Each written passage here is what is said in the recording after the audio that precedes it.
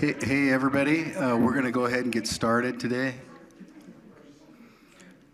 There are snacks in the back. Enjoy them, please. My name is Keith Grindstaff.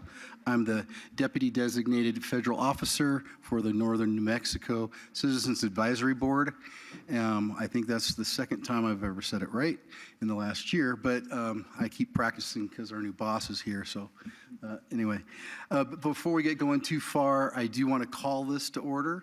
So it is November 13th, 1:02 p.m. And next thing I'd like to say is the exits are right to the left that you just came through, and the elevators right here to go down. And next I'd like to also introduce our new field office manager, Jessica Kunkle, and hopefully she has a few things to share with us.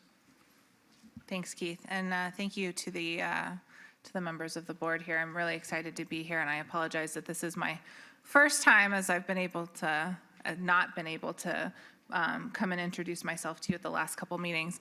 As Keith mentioned, my name is Jessica Kunkle. I've been here now for a little over 4 months. I try to do the math. It seems like it's been longer than that. But I come to the Department of Energy Environmental Management Office in Los Alamos, or EMLA, from the National Nuclear Security Administration, where I worked there for 15 years. And I most recently served as the Deputy Associate Administrator for Infrastructure Lifecycle Management, where I was responsible for maintaining, operating, and modernizing base infrastructure across the nuclear security enterprise. So I have a very strong professional connection to northern New Mexico, but I also have a strong personal connection. I was born and raised in Los Alamos, so this is very much a homecoming for me. I'm very happy to be back here. My husband is also a native New Mexican. He was raised in Albuquerque, so we're really excited to be reestablishing or reconnecting with our New Mexican roots. And we're also really thrilled to be have the opportunity to raise our daughter here in New Mexico and really have the ability to share the same experiences that the two of us had growing up here in this great state. So I know I'm on the agenda later to give an update on EMLA, but I did just want to provide a couple introductory remarks, a little bit more about me. Thank you, Jessica. Mr. Chair, it's all yours. Good afternoon, members of the CAB. Welcome, and welcome members from the public and all those who have arrived today. Thank you guys very much for coming. My name is Patricio Pacheco. I am the chair of the Citizen Advisory Board here representing my home community of Santa Fe, New Mexico. So it's a pleasure to be here. Thank you, Keith. Thank you, Jessica, both for being here today. You as well, Brian and John. So I'm going to go ahead and go around the table and go around and have an introduction to all our CAB members. I'm going to start off here on my left with Eleanor. Go right ahead. Thank you. Thank you, Mr. Chair. I'm Eleanor Bravo. I'm here from Sandoval County, and I'm very happy to be here. Thank you.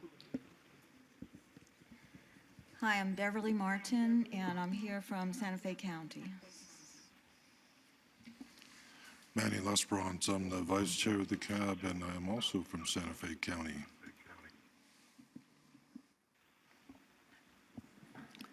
Sterling Grogan, I'm an ecologist here in Santa Fe. Thanks.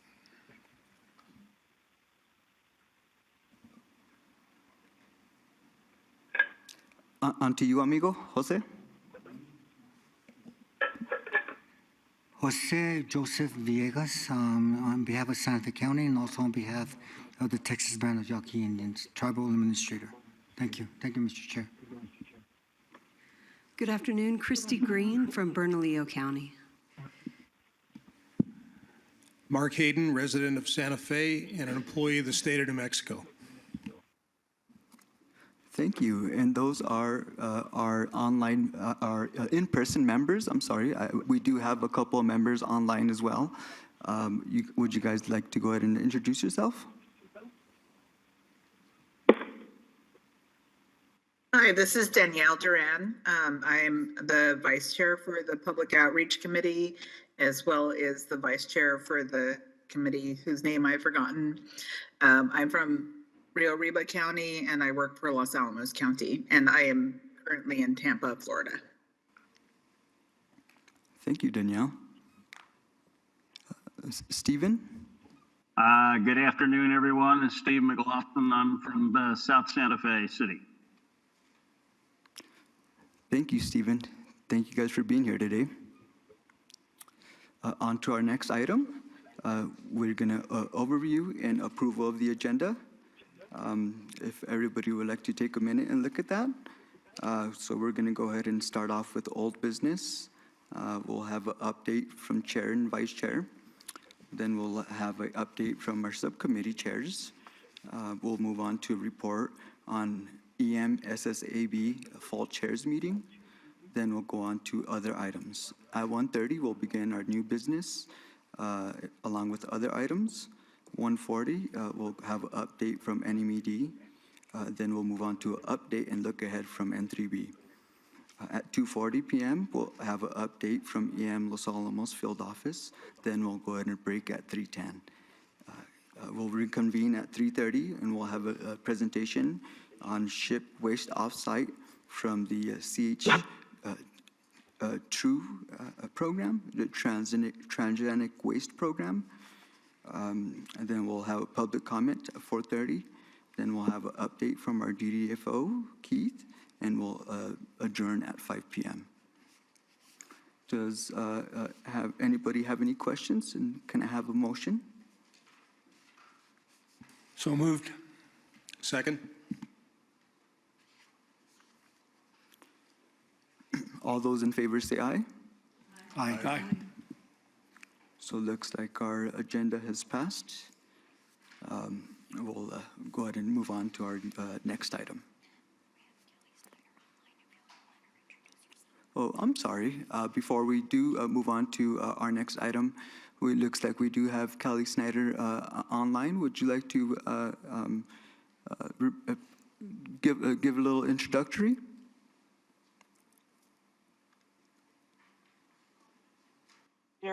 I am the designated federal officer for the EMSSAB, so I am a headquarters employee that's responsible for the entire SSAB program. And I just came to pop in and watch a little bit of your meeting and, become more educated on the day-to-day operation of the advisory board there. And I'm looking forward to having a great meeting. Awesome. Thank you, Kelly, and welcome. Is anybody online from our elected officials that would like to introduce themselves?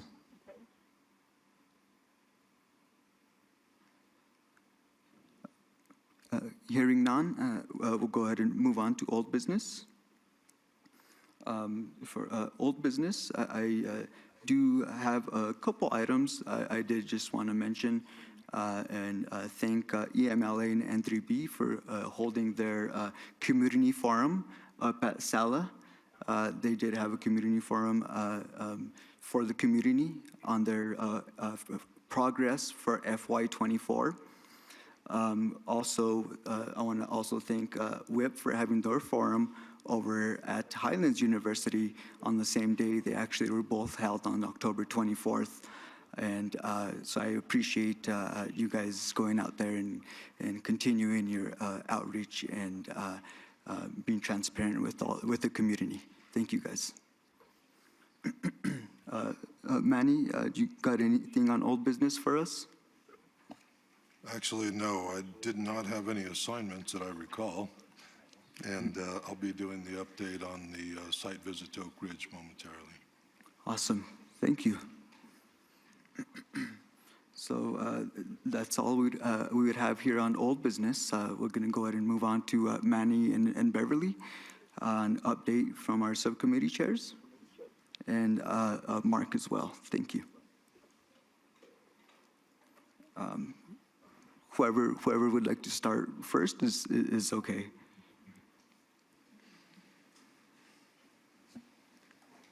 Thank you, Mr. Chair. The Risk Evaluation and Management Subcommittee met on October 2nd from 1 to 2. It was a WebEx meeting. Keith was started the meeting, and I was present, Danielle Duran, our vice chair, Abby Hayward, Manny Lesperance, and Patricio Pacheco. And then our support staff was there. And we had a discussion, we talked about, because we had just come back from the site-specific chairs meeting, so we had a little bit of a discussion about that. And then we talked about the chromium plume because we've been anxiously waiting for that report to come out, and we wanted to know the status of it. And we understand it's not for prime time yet, so we're anxiously waiting to get updated on that. And then on new business, we talked about, we're very interested in finding out more information about the RDX plume. We'd like we might have had presentations on that already, but we've got a lot of new people and my memory's not what it used to be, so we'd love to have more presentations on the RDX plume. We're very concerned about MDAC, and it seems a point of contention between DOE and the state. We'd like more information on that so we can make a recommendation as to from this board. And the other, well, I think that was it, the RDX, MDAC, and the chromium plume. Those are our biggest concerns right now, and there might be others that will come up as we get more information. In the future meetings, we're going to meet on the first Wednesday every other month at 1 o'clock, and we welcome your participation. We really appreciate more input. Thank you. Any questions? Excuse me, Beverly, what was the time or date you said for the meetings? The first Wednesday every other month at 1 p.m. Okay. It'll be a WebEx. Okay, thanks. So Thank you. when would the next one be, in December? January, okay. Thank you. Thank you, Beverly. On to our next update. Mark, do you have a question for us? I was going to give a presentation when you're ready. Okay. Joseph, would you like to give the next update, and then we'll move on to Mark's presentation? I'll be honored. Joseph Villegas, the chairman of the Public Outreach Subcommittee. We had our first meeting on Wednesday, on November the 6th. We had everybody and their mother present. Did I just say that? Yeah, I just said that. Okay. Yolanda, Manny, Scott, Denise, Keith, Bridget, Patricio, Elena, Danielle, and Eleanor were present. And I believe the ghosts were also there too. Thought a little bit humorous people. Okay. Well, anyways, we had a really good discussion, and I want to acknowledge Danielle for helping have putting the items into place. And this is just about collaboration and consultation with our communities outside of Los Alamos National Laboratory. And the items that we talked about, I'm going to just read them out. We had a discussion on the website graphic, add a graphic that explains the relationship between the different parts of LANO and DOE and their main contractors in NSA, Triad, EMLA, N3B, and what their missions is. The second topic that we had was DOE 101, a curriculum/informational development. DOE 101 will include history of the Pajarito Plateau area, land acknowledgement discussion, history of LANO, organizational and communication structures at LANO. The third item that we talked about was set up educational offerings for our PIOs. In all communities, including DOE 101. Venues could include the Northern New Mexico Community College, the New Mexico Highlands University, activity centers in Abiquiu, etc. Communities, Santa Fe, Sandoval, Rio Arriba, Taos, San Miguel, Mora counties, Bernalillo, Jemez, Cochiti, Santo Domingo, Pojoaque, Tusuque, Santa Clara, Oque, Oingue, Picuris Pueblos, and Jacari Apache Nations, etc., etc. And the last thing we talked about was to work with NB3B to create a workforce informational sessions that includes DOE 101 and other informational based on actual work being done. And it's just a moment of time that we have, at least have a sit on the table of these conversations that we need to reach out to the community the best that we can. And to bridge, there are gaps, existing gaps, but also to stay focused on the mission of this CAB and what our functions are for this CAB. At the same time, balance it out and have a discussion on those specific topics and others that will bring in, enmesh the community that's out here besides just Llano by itself. We want to support CAB and definitely 3NB and the work that they're doing, because the work that you guys are doing is solid. If I can say it's solid, then that's a good thing. I think we're doing the right thing. Mr. Chair, that is all that we have. Any questions? Danielle? Any input from you? I'm sorry, did you ask me if I had any input? I'm having a lot of trouble understanding people through the microphones. I'm sure you covered everything and it was wonderful. Thank you, Joseph. Thank you, Danielle. Next, we're going to move on to Mark, Subcommittee Chair for the Consent Order Subcommittee. Thank you, Mark. Thank you, Chairman.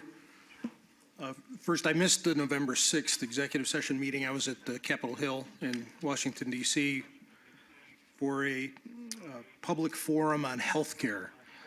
All 50 states were invited, and we did a deep dive on what we can do, what's possible, and try to coordinate.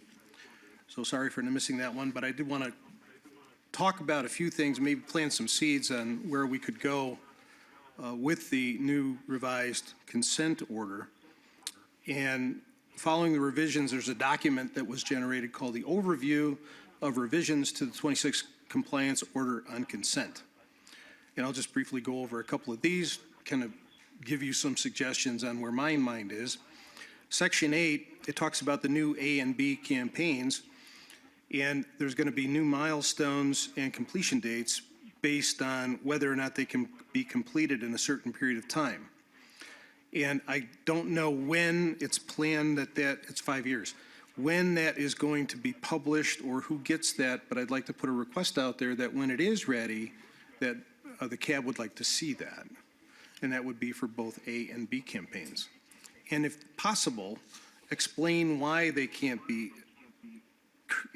completed in 5 years. Because it's one thing for somebody to just say we can't do it, and it's another thing to say why. We'd like to know the why.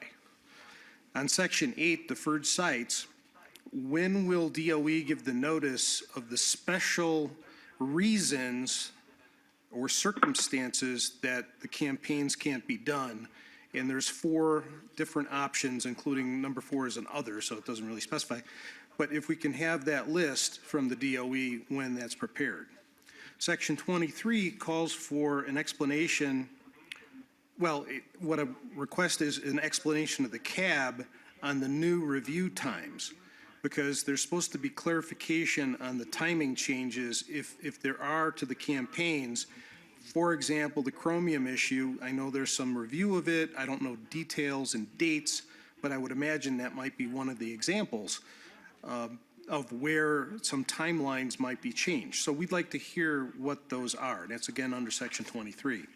Section 25 on dispute resolution. Last I heard, the Environment Department in New Mexico and DOE were a little bit at odds on whether the pressure wall for the chromium was going to be effective and whether or not to continue with that, because there was a shutdown at one point. So if it is in dispute, is this one of the kinds of campaigns that will be brought to a mediator as a technical issue? And if so, what is the status of that dispute and who's moderating it, and what is the timeline for dispute resolution? Section 34 talks about public participation and that the MED and DOE will review the consent order every 10 years to determine its efficacy and consider whether modifications are warranted. And my question is the timeline now in effect? Has the clock started, or is that deferred until some later date? When is that date, is my question. Section 36 talked about stipulated penalties, and my specific question is with regard to milestones. Were there any missed that were identified by EMLA, or I guess by the DOE or NMED? And the last one, actually there's two more. Appendix D talks about review timeframes, and the question is, what are the review timeframes for the different documents listed in Appendix D? And then last is Appendix G, talks about audit dates. They were supposed to commence a pilot audit within 1 year after execution, and the question is, has that been established, and if so, what is the date? But those are the things I'm looking at from the consent order committee, and I stand for questions. Thank you, Mark. Any questions from Mark? Let's see. Looks like we got a question from Sterling. Mark, after Appendix D in your list, what was the next one after Appendix D? It was G. G. And that's called independent audits. Okay. And it requires that NMED and DOE commence a pilot audit within 1 year after execution of the revised 2016 consent order. And my question is, when is that date? Yeah. Okay, thank you. Thank you.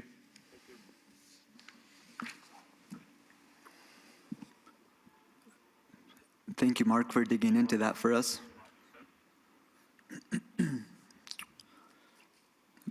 Looks like we're going to move on now to our next item on the agenda.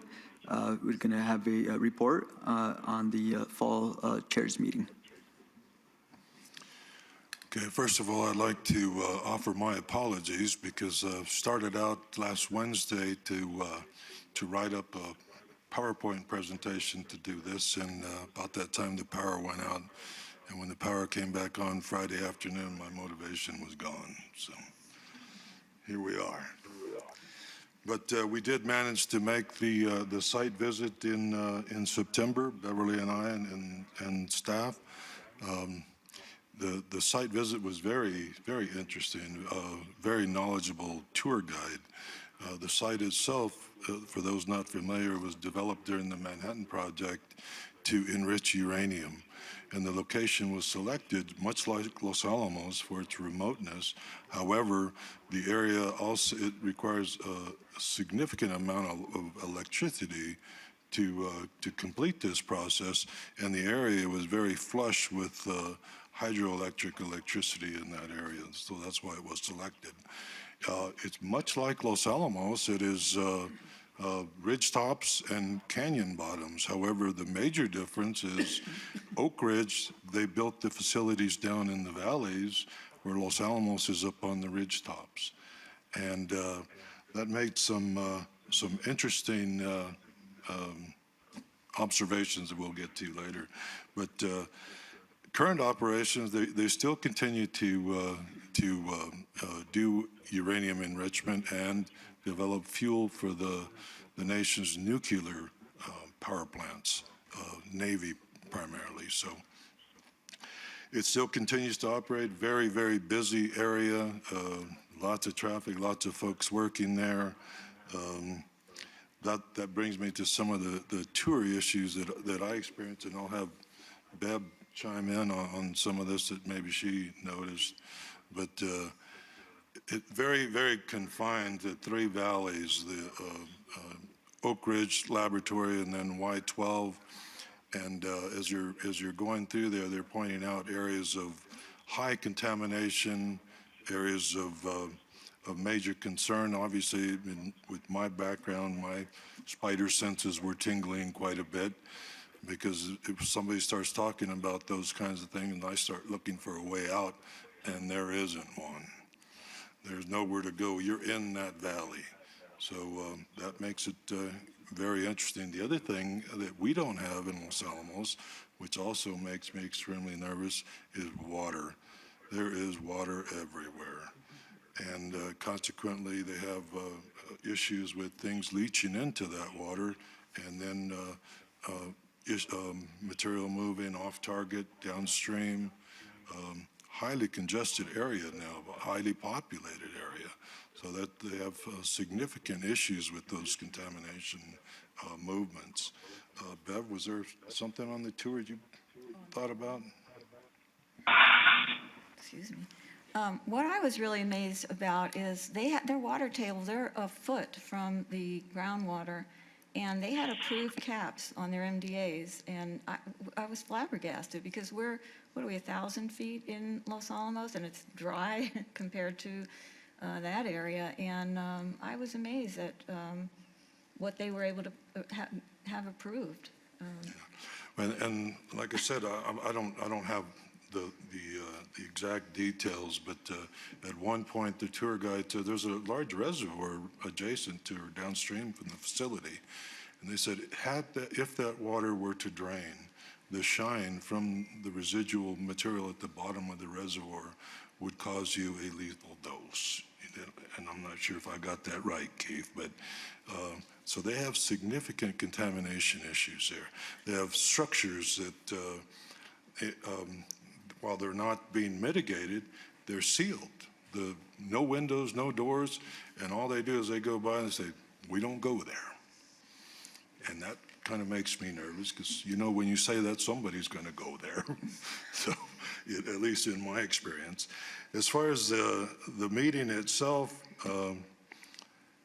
it was, I guess the biggest thing I thought I brought from that, and I'll ask Bridget to maybe to take this up to Kelly if she's listening, that when we presented our round robin on what this group does and our accomplishments for the year, our accomplishments, we restricted it to what we had done.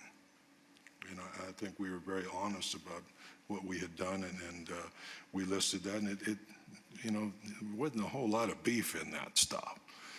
And the other groups presented what their contractor had done, the work that the EM group has done as a whole, and my comment in finishing is we're not on that same level, and I don't know if that's the way we should format future presentations, or we should continue to do it, just us. But and I don't know, because it is kind of, when you got to make the presentation, everybody else is doing all these grandiose things, and it's pretty skinny here, guys. But anyway. And lastly, was there anything on the meeting you'd like to talk about? Yeah, I just want to say that I came back very motivated from that meeting. I was very impressed with all these boards nationwide. I was very impressed with meeting Kelly Schneider. She's really full of energy and very positive. And it was a very motivating meeting for me, where I felt like, wow, we can really make a difference. We can get involved on the issues and make recommendations, and maybe it'll have some impact. So I recommend people to go to the meeting, when the opportunity is available. It was very motivating. Thanks. And then lastly, we got to experience our first hurricane, or my first hurricane anyway. And that was pretty interesting. My partner chose a safer route and left just before it got to us. Our fearless leader chose to fly over it on the same day. And then us meeker souls, we chose to wait a day and hang out in the hotel until it passed. But that too was an interesting experience. So with that, is there any questions I might answer? Mark? Thank you, Vice Chair. I had a question regarding the comparisons, because I know you said we're kind of light. And I wondered, is there a lot more campaigns that are taking place? You mentioned something about water issues and structures. What other things are going on, and why were you impressed about their progress? Can you do some kind of comparative analysis? Well, again, the congestion, and there is significant activity going on the site. There's a lot of the structures that are similar to Los Alamos that have reached a life expectancy. They're being removed, replaced, rebuilt, and they're doing that in very close confines to active operations that may be only, in some cases, feet away. And that, like I said, that scares the heck out of me. But that was what I was alluding to. And you might have some more insight because, as you know, one of the changes to our consent order is that no campaigns will be taking place where there's Los Alamos operations. So when you talk about being within feet of operations, that might be an example we could use as how it could be done, and maybe we shouldn't stop the campaign, but figure out a better way to do it. Thank you. Any other questions? Mr. Chair. No? Go ahead, Joseph. Manny and Beverly, thank you for representing New Mexico. And I know it's a learning curve for both of you and to see what's going on across the nation. Because one way or the other, it's going to still impact all of us, the whole entire nation. But thank you for going and doing the right thing for us. Well, Mr. thank Chairman, you. thank you. Always an honor. I mean, it's an honor to represent this group, and I'm very proud of Los Alamos, and I'm proud of the work that we've done there and continue to do. So, thanks. Thank you, Manny. Thank you, Beverly, for going out and traveling and bearing that hurricane for us. Sounds really interesting, as well as the whole geography of the area and all that's going on. It's incredible. Thank you, guys. On to new business. Just on new business, I just got one on other items that I did just want to bring the attention to the CAB members that we are working on a new work plan for FY25 for our subcommittees, and that work plan is currently being worked on. And is yet to get approved, but as soon as it does get approved, we'll be handed our assignments. Keith, would you have anything to say on our work plan coming up for 25?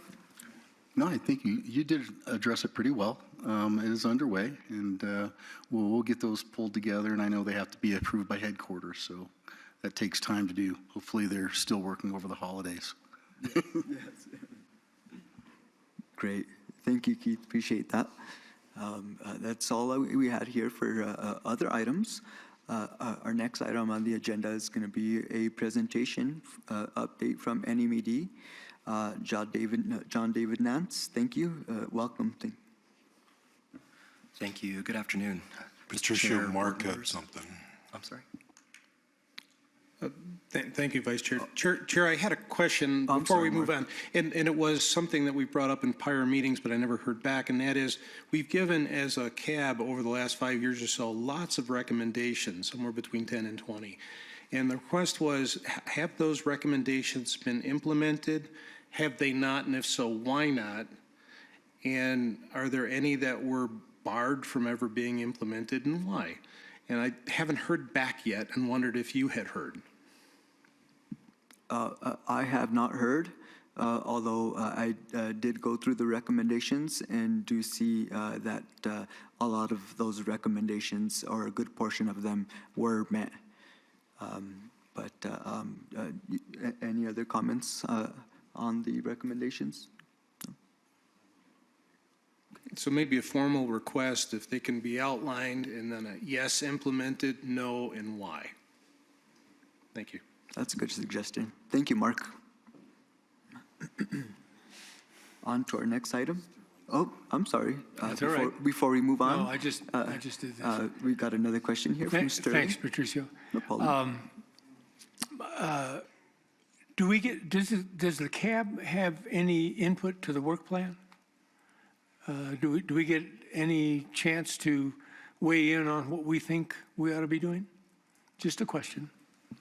Well, right now, the headquarters team did change the guidance on the work plans. So those work plans have to be developed by the EMLA crew and sent back to headquarters for their approval for you guys to review on those.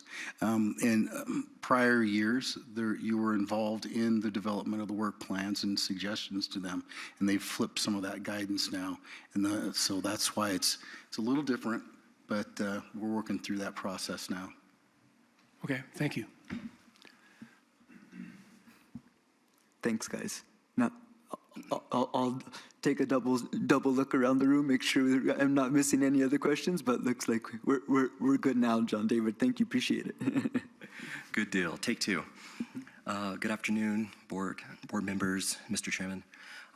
Just going to kind of dive in real quick. Starting off with the LANL update.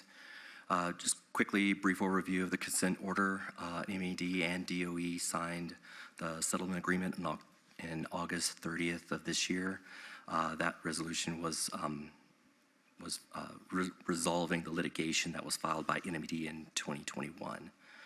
The settlement agreement includes an agreement to complete the review of pending certificates of completion and includes modifications to the consent order. The revised consent order was signed and executed by both parties on September 30th, 2024, and the settlement agreement and the modified consent order are available on the Hazardous Waste Bureau's website. And Mark, I know you had mentioned a couple items concerning the consent order. If you'd like to reach out to us, we can provide some answers to those questions.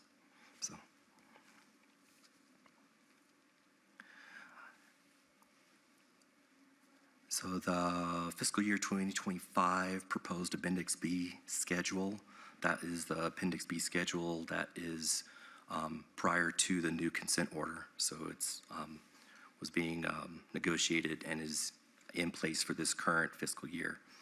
NMED does have concerns with delays in multiple corrective action projects, and we are hopeful that revisions to the new consent order will which require that expanded 5-year schedule. We're really hoping that that will help facilitate DOE's transparency regarding funding concerns and other delays that is preventing the completion of cleanup work. So that is still in the works. We're working on negotiating that piece. Moving on to groundwater, Simmer 3, that is the next proposed groundwater monitoring well that is prioritized for completion. This well is meant to evaluate potential contamination south of the injection wells on the Pueblo de San Ildefonso lands. The Pueblo issued a determination for the type and number of monitoring wells, which basically stated the initial proposal was for a single well that's a dual screen completion. The Pueblo issued a determination to have 2 single screened wells instead of the 1 double screened well. Conversations are continuing with DOE and the Pueblo to reach an agreement on the construction of Simmer 3. And NMED, if requested by the Pueblo, will provide a review of the revised drilling work plan. NMED and DOE, we have participated in an independent technical review on the hexavalent chromium plume project, specifically with the interim measures that's in place. The ITR was initially recommended from the Radioactive and Hazardous Materials Interim Committee and the Government Accountability Office. Per that recommendation, it was proposed and DOE and NMED entered into the ITR, jointly selecting panel members to do an independent technical review of the interim measures. The ITR has reviewed and will be providing recommendations on a path forward for the chromium interim measures. NMED and DOE, as of right now, we have received a draft document of the ITR, and both parties are currently in the process of reviewing that report for factual accuracy. Following our input, both NED and DOE, the ITR will then go back, finalize that report. Once finalized, NMED and DOE will jointly present the findings of that report to the public. A little more information regarding the interim measures. In early June 2024, NED did send a temporary authorization to resume partial IM operations, basically to end the shutdown of that system that began in April of 2023.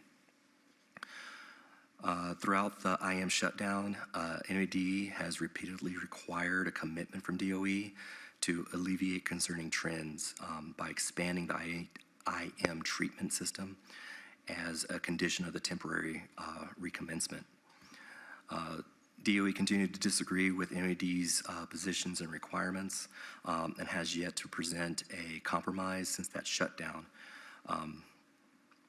Due to the potential harm of the aquifer from the lack of any action and lack of using that interim measures, that outweighed the impasse that NMED had with DOE, thus the reason that NMED submitted the temporary authorization letter to DOE in June of 2024. Just to be clear, the temporary authorization does not remove DOE's responsibility to address our NMED's concerns, and we will continue to seek compliance with our regulatory requirements to modify the interim measures.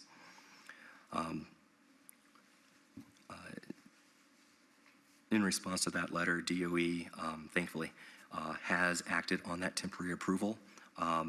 They resumed the partial interim measures by restarting the injection into wells CRINs 3, 4, and 5, and that began, correct me if I'm wrong, but September 30th of this year. So the interim measures is up and running. DOE is getting that going, and we are, the interim measures is doing some corrective measures on that.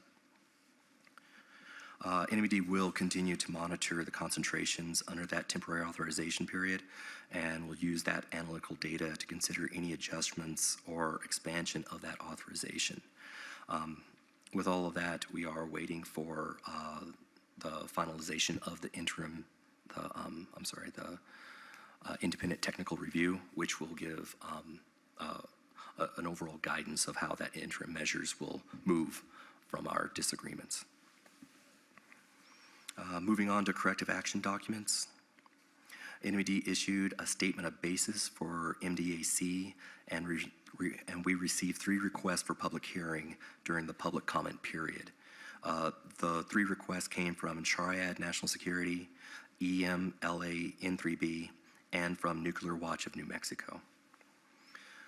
NMED has an informal conference with the hearing requesters that is scheduled for January 15th of 2025.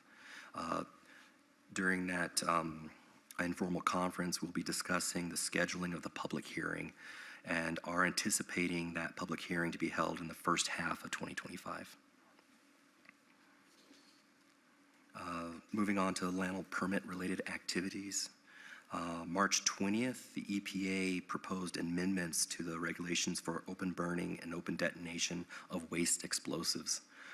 DOE has been reevaluating the permit application with consideration to that proposed rule. NED is currently waiting for submission of that revised application. That's what I have for LANL. I'm going to move over to the WIP site update. We have implementation of new permit conditions, just giving some status of those things. For the legacy CH-TRU waste disposal plan, that plan was submitted to NMED on November 4th and is currently in a 60-day comment period. That link to information page, link to information on that is, and to the comment is on the whipenergy.gov website. For WIP Community Forums, they held their 3rd and final 2024 Community Forum in Las Vegas on October 24th of this year. Moving on to graded approach to audits, the proposed FY25 audit schedule and the small generator storage site risk assessment was received October 8th of 2024 and is being reviewed by NMED right now. The repository siting annual report is due by the end of the calendar year of this year, so we're waiting on the submission of that annual report. Moving on to shipments, WIP shipments to date for calendar year 2024. This is from January 1st through November 5th of this year. Total shipments is a total of 406, and a breakdown of those shipments for this calendar year. There's been 295 shipments from Idaho National Laboratory, 57 from Savannah Riverside, 39 from Los Alamos National Laboratory, 10 from Oak Ridge National Laboratory, 4 from Argonne National Laboratory, and 1 shipment from Lawrence Livermore National Laboratory. That is everything I had to provide for an update this time. I'd like to thank the board again for the invite and opportunity to present the information. Sure, thank you very much. This is our Bureau Chief, John David. I'm sorry I didn't properly introduce you to our online members, just in case, but thank you, Chief, for that update. Okay, yep. Any questions for John David? So I believe I saw Mark go up first. Yeah, he's always ahead of me. It's not a competition, but thank you.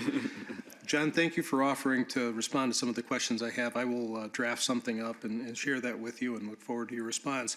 But I did want to ask a question while you're here regarding the chromium plume, because you mentioned the ITR, the Joint Independent Technical Review, and there apparently is some issue that's still not fully resolved between NMED and DOE regarding the cleanup and how that's going to be conducted. And I'm not sure if you're at liberty to say, and maybe you're not, but it seems like you're at odds. And because of that standstill, an emergency interim solution was put in place because the emergency was created by nothing being done. So my question is, will the Joint Independent Technical Review Committee be the final say, or will this go to mediation as is required under the new consent order? Thank you, Mark. That's a good question. The independent technical review started prior to the signing of the revised consent order. That process will go through. Their recommendations will drive how we move forward with the impasse that we had for that review. If there are any future issues beyond that initial disagreement that the ITR was evaluating, that will then go in through the mediation process in the new consent order. Thank you. Thank you, Mark. On to Sterling. Thank you. John David, I just wanted clarification about the hearings. Is it 1 or 2 hearings planned for January, and when are they scheduled? Yes. There is it's an informal conference prior to the hearing. That informal conference is with the 3 hearing requesters. Oh, okay. Yep, Triad, EM, LA, N3B, and Nuclear Watch of New Mexico. Okay. Yep.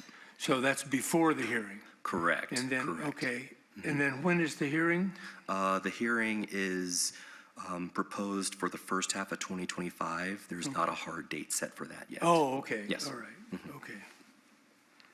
Thank you. You're welcome. That's all. Mr. Chairman? Thank you, Sterling. Thank you, John David. Mr. Chairman, this is Steve. Hey, Steve, you got a question for us? I have one for Mr. David.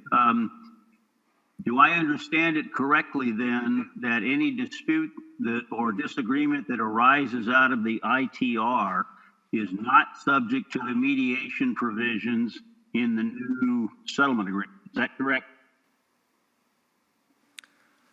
The issues that are being addressed by the ITR are separate from the new consent order. The ITR was a mitigation tool that was used prior to the new consent order mitigation process. And so once that is resolved, their recommendations will be used to resolve that issue. Any future issues that come up or any disagreements beyond that will then go through the mediation process in the consent order. What I'm trying to understand is, assuming the ITR comes back with a recommendation over which NMED and EMLA disagree, does that disagreement get settled by mediation or not? And I gather the answer to that is no. If there is further disagreement, that will go through mediation in the new consent order. All right, so it will be covered. Yes, the way that you're looking at it, yes, it will. Thank you.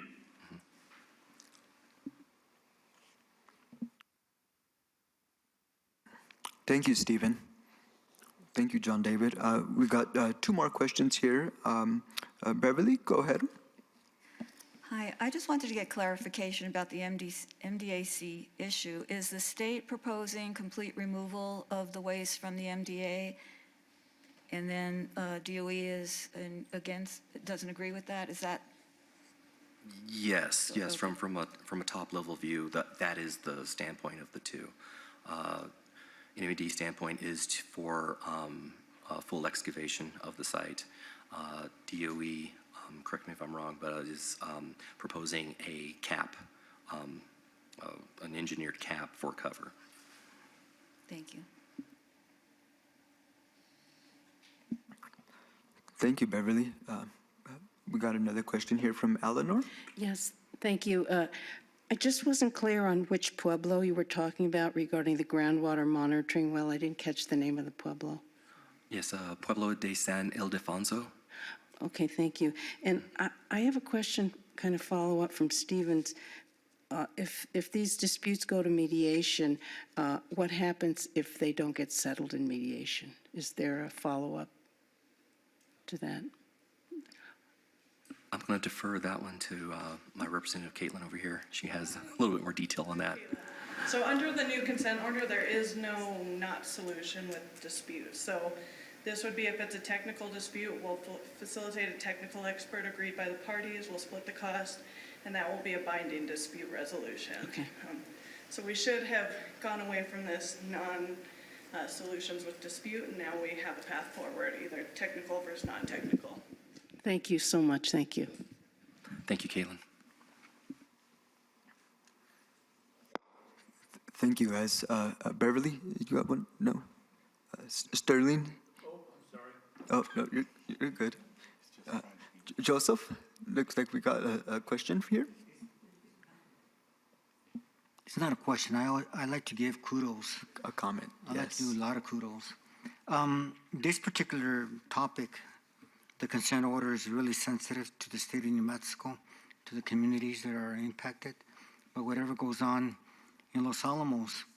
But all the topics that you just mentioned and just giving us an update, you know, from the community perspective where I'm from, we appreciate that. We appreciate the straightforward, I don't like to use that term, transparency. It's like a buzzword. But coming from the community, it's really good to hear it coming from the horse's mouth. Well, I'm not calling you a horse, but you know what I mean. It's a really important way to collaborate and consult and just call it what it is. And the discussion comes afterwards, right?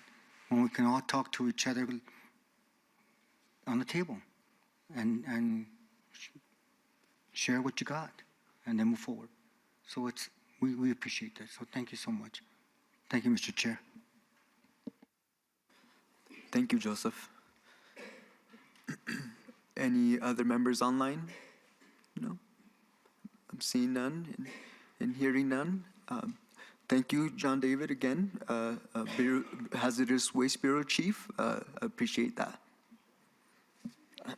On to our next item on the agenda. So we're going to have an update and look ahead from N3B, Brian Clayman. Hi, thank you. I'd like to thank all the board members for the opportunity to speak. I'm proud of what we do, and I appreciate the opportunity to share. I'm here to talk about N3B as a contractor to EMLA and the work that we do. It can be broken up into three areas. The first is protect water quality. The second is cleanup of the land. And the third is ship waste offsite. So we accomplished that. I'm going to talk about what we've done in 2024 in those areas and what we plan on doing in 2025. So in 2024, in our environmental remediation organization, which is primarily responsible for protecting the water quality and cleaning up the land, we did meet all 15 of our fiscal year 24 consent order milestones in Appendix B. Those are agreed upon milestones between EMLA and NNMCAB, and all those milestones were met. And they involved completed drilling hexavalent chromium well R76 and taking initial samples on that new well. Developing drilling work plans for 5 additional hexavalent chromium wells to be drilled in the future. Conducted aggregate area field work and work assessments, risk assessments. Collected borehole vapor samples at material disposal area A. And we resumed soil vapor extraction at material disposal area L. For protecting the water quality, we took over 5,000 surface water and groundwater samples and achieved that. It was 5,300 samples. We did over 5,000 inspections of stormwater protective measures in accordance with the National Pollutant Discharge Elimination System. I'm trying to get all my acronyms correct. And we also, as JD mentioned, we resumed the hexavalent chromium intermeasure implementation. So those were some significant achievements in the protecting of the water quality. For cleaning up the land, we did complete the Middle DP Road cleanup, and that included all the waste being shipped off site, and we turned that control of that land back over to Llano, who has also issued the control of that back to the Los Alamos County.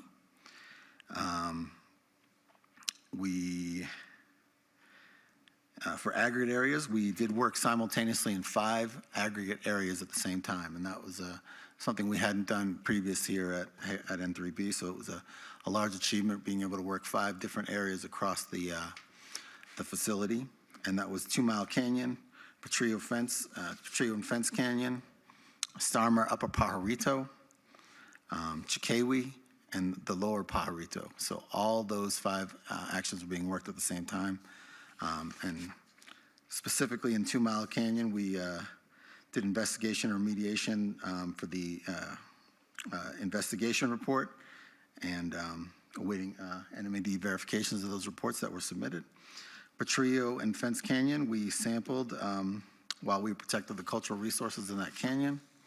For Starmer Upper Pajarito, we continued characterization and investigation sampling, collected more than 2,000 soil samples and 227 water samples. For Chiquewi Canyon, we initiated phase 3 investigations, including sampling at different surface water management units and areas of concern. In Lower Pajarito, we undertook just new investigation work as well. For the material disposition areas, we did collect vapor samples at material disposal areas A and G. And in material disposal area L, we operated the soil vapor extraction system and did more vapor monitoring. In material disposition area A, we collected vapor samples and prepared and submitted an investigation report. And at material disposition area T, we did collect vapor samples there as well.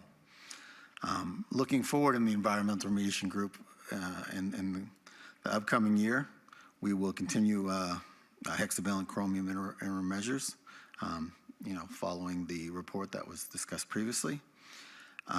We will initiate drilling of a new monitoring well. As Mr. Nance said, it's proposed near Simmer 3. But there are alternate locations as well for that, so there will be another well drilled. And we will complete aquifer testing at well R42, which is in the middle of Morton Dead Canyon, and that's just for monitoring the aquifer there. In aggregate areas, we will continue work in Chiqueway and Starmer Upper Pajarito aggregate areas, so those works will continue. And we will develop and submit an investigation work plan to NMED for Lower Sandia Canyon aggregate area. So MDAT, we will complete vapor sampling and submit investigation report to NMED. There's 4 rounds of sampling, so we're in the middle of that sampling period now. We'll do an investigation report that includes the risk analysis and a key component supporting the corrective measures evaluation report with its preferred remedy for MDAT. In the contact handled transuranic waste, and I'm going to call that CH-TRU from now on, so it's a lot easier. We did complete 22 transuranic shipments from the EMLA side. As Mr. Nance said, there was 39 total from Llano, and 22 were coming from EMLA side. And that included 50.3 cubic meters of legacy waste and 70.88 cubic meters of total true waste. So some of that was newer generated. We shipped 1,359 cubic meters of low-level radioactive waste and mixed low-level radioactive waste. That's a combined number.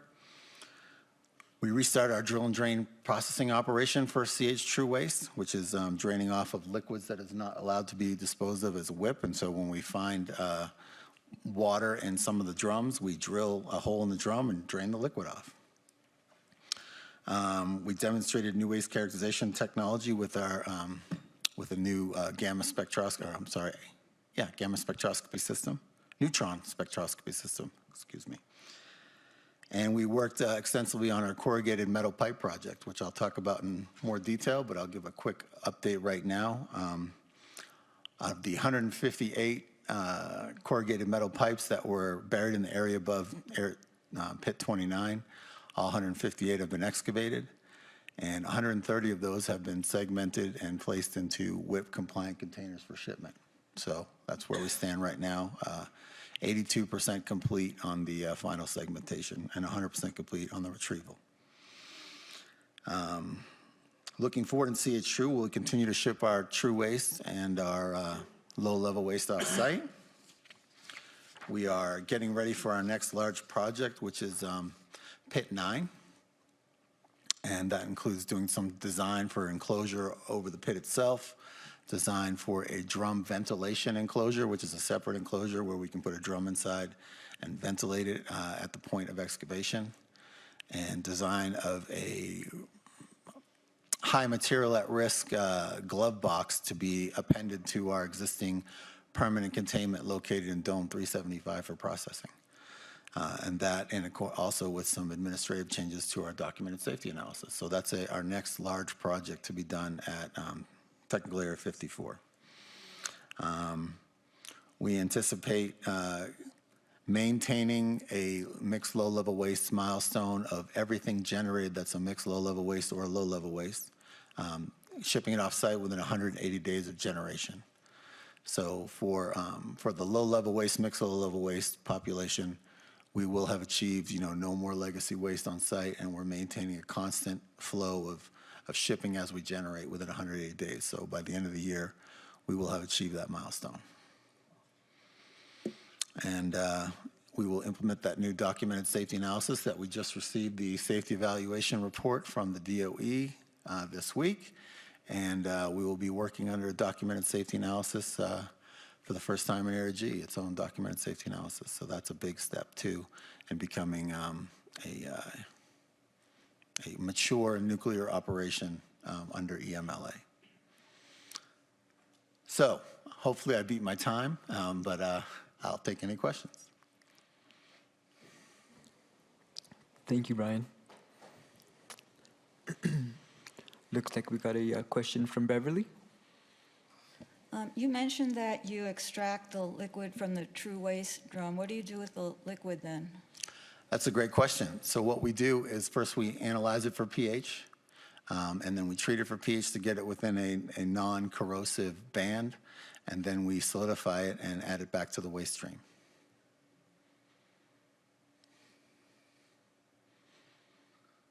Thank you.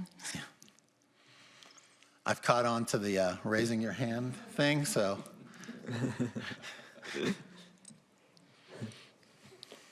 Eleanor? So how do you solidify it? It's aqueous liquid that is found in legacy containers. So we do what's called real-time radiography, which is a fancy way of saying X-ray. So we X-ray the drum, and we're able to see pockets of liquid inside the drum. Most of the drums that have liquid are sludge drums from previous operations at the lab. And we're able to identify where those pockets of water are. And so we can elevate that drum a little bit, drill a hole in it, run a tube, and collect the water that way. And we actually use a peristaltic pump to draw a little bit of a vacuum and pull the water out. And so you said you solidify the water? Yes, yeah. And then we marry the water back to the drum, or we make it its own daughter drum and ship that also as TRU waste. And so the drum and everything that was in it goes to the low level? No, the drum is TRU waste. So it's transuranic waste that has water in it, and water is not an authorized disposal matrix, right? So we have to remediate the water before we send it to the waste isolation pilot plant. Okay, thank you. Yes.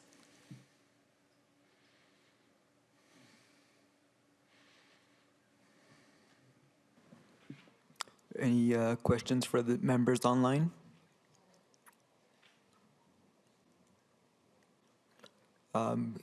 Seeing none and hearing none, I do have a question. I did not realize water is being stored in WIP. Is that what I heard? No, sir. Solidified water. So we drain the water off here at our site, we solidify it, and then we ship it as a solid waste. I see. Okay. And so that's what you mean by daughter drum? Yes, the daughter drum is the solidified, because the solidification agent does expand the volume of the water. So sometimes it cannot fit back in the parent drum, so we call it the daughter drum because it has water from the parent, and both drums ship as solid waste to the WIP. I see. Thank you for that explanation. I think Yes, sir. that No. helped some of us come. Thank you for the clarification question. I'm not the best answerer. Looks we got another question here from Mark. Thank you, Chair. Question I had was clarification on what is the agent that makes water solidify? And if I hear cat litter, I'm going to scream. Zeolite. Yes, sir.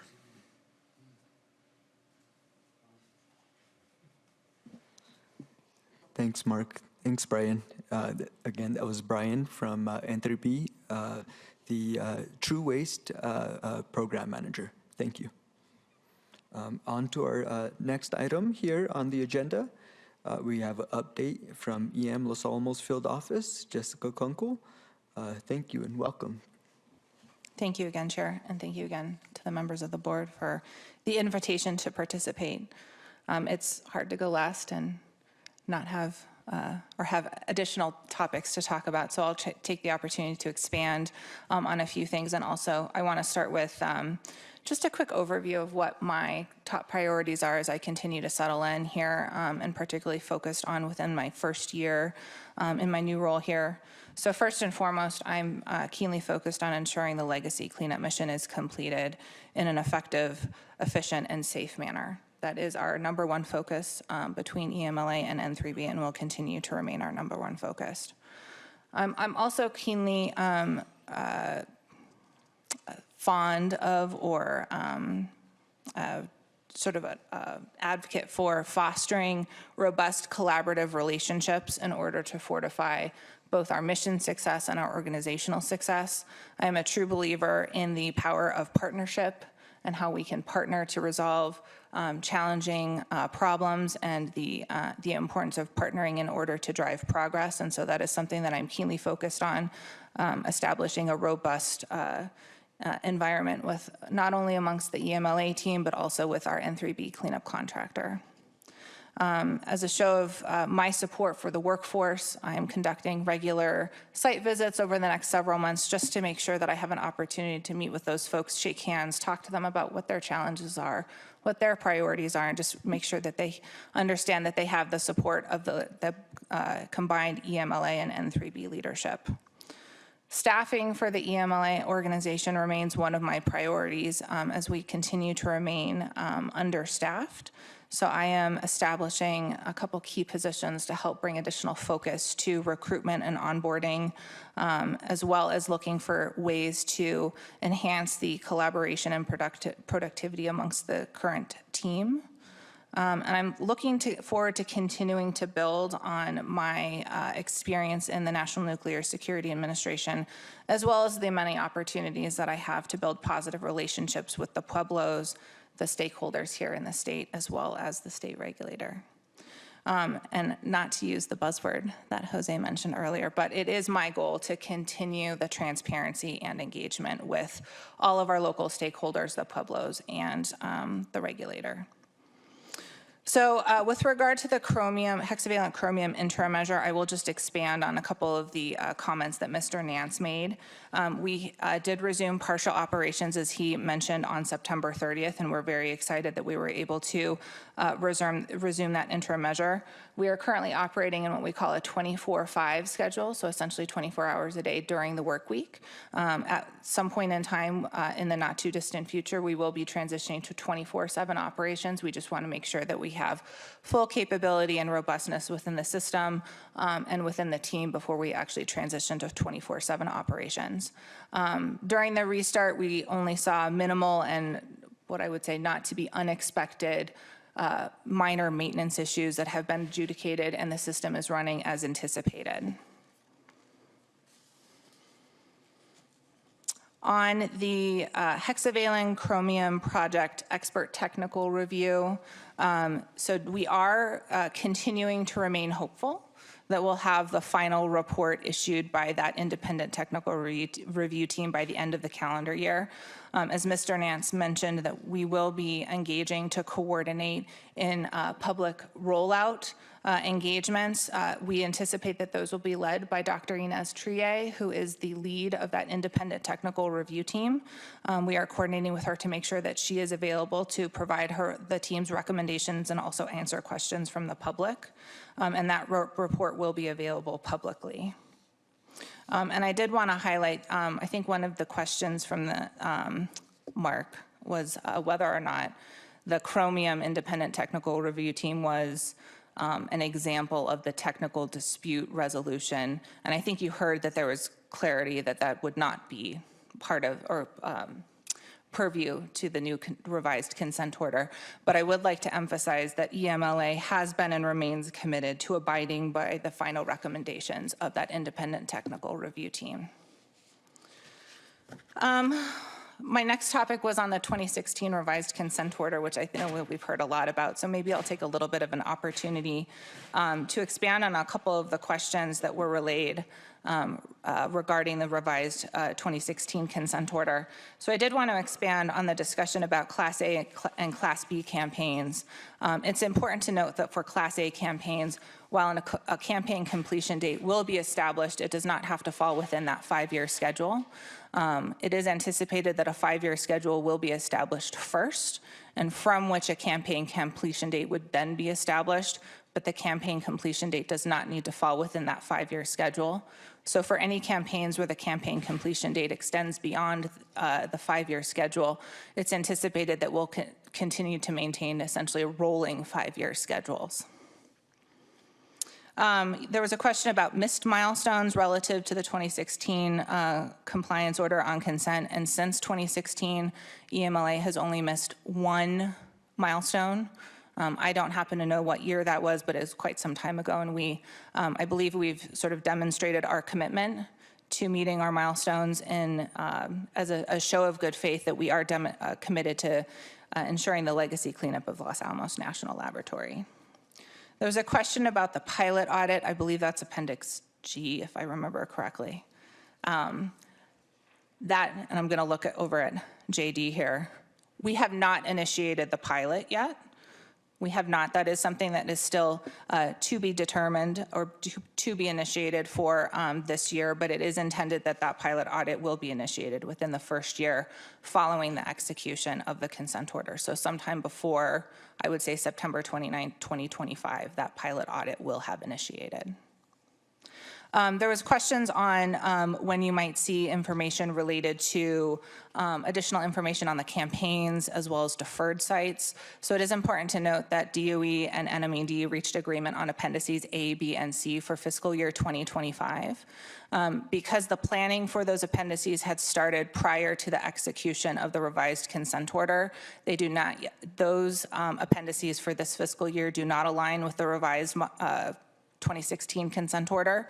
So we are working together to make the required modifications that will be available for the FY 2026 appendices.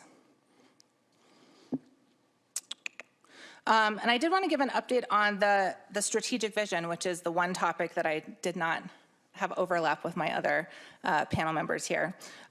So I've been very heavily and very quickly trying to come up to speed on all things strategic vision. We've received a number of comments. I believe over 2,000 comments were received during the public participation with the Pueblos, the stakeholders, and the public. We are currently cautiously optimistic that we'll be able to engage in our first round of public engagements on the first iteration of the strategic vision sometime within the first half of the next calendar year. And I did just want to particularly make sure to take the time to thank the members of the board for your participation in the strategic vision process, because we understand it was a very big dedication of time to provide feedback, and we also understand that you were one of the first groups that we met with, and I just want to extend my gratitude from the entire team on your participation. And with that, there was one thing that I did want to comment on. I know there was some back and forth on MDAC. I think the one thing that I did want to just elaborate on, I think you had it right on many of your answers. I did just want to clarify that EMLA's N3B's I think comments on MDAC and the request for public hearing have less to do with the specific final remedy and more about the process and balancing threshold criteria. And with that, I'll be happy to take any questions.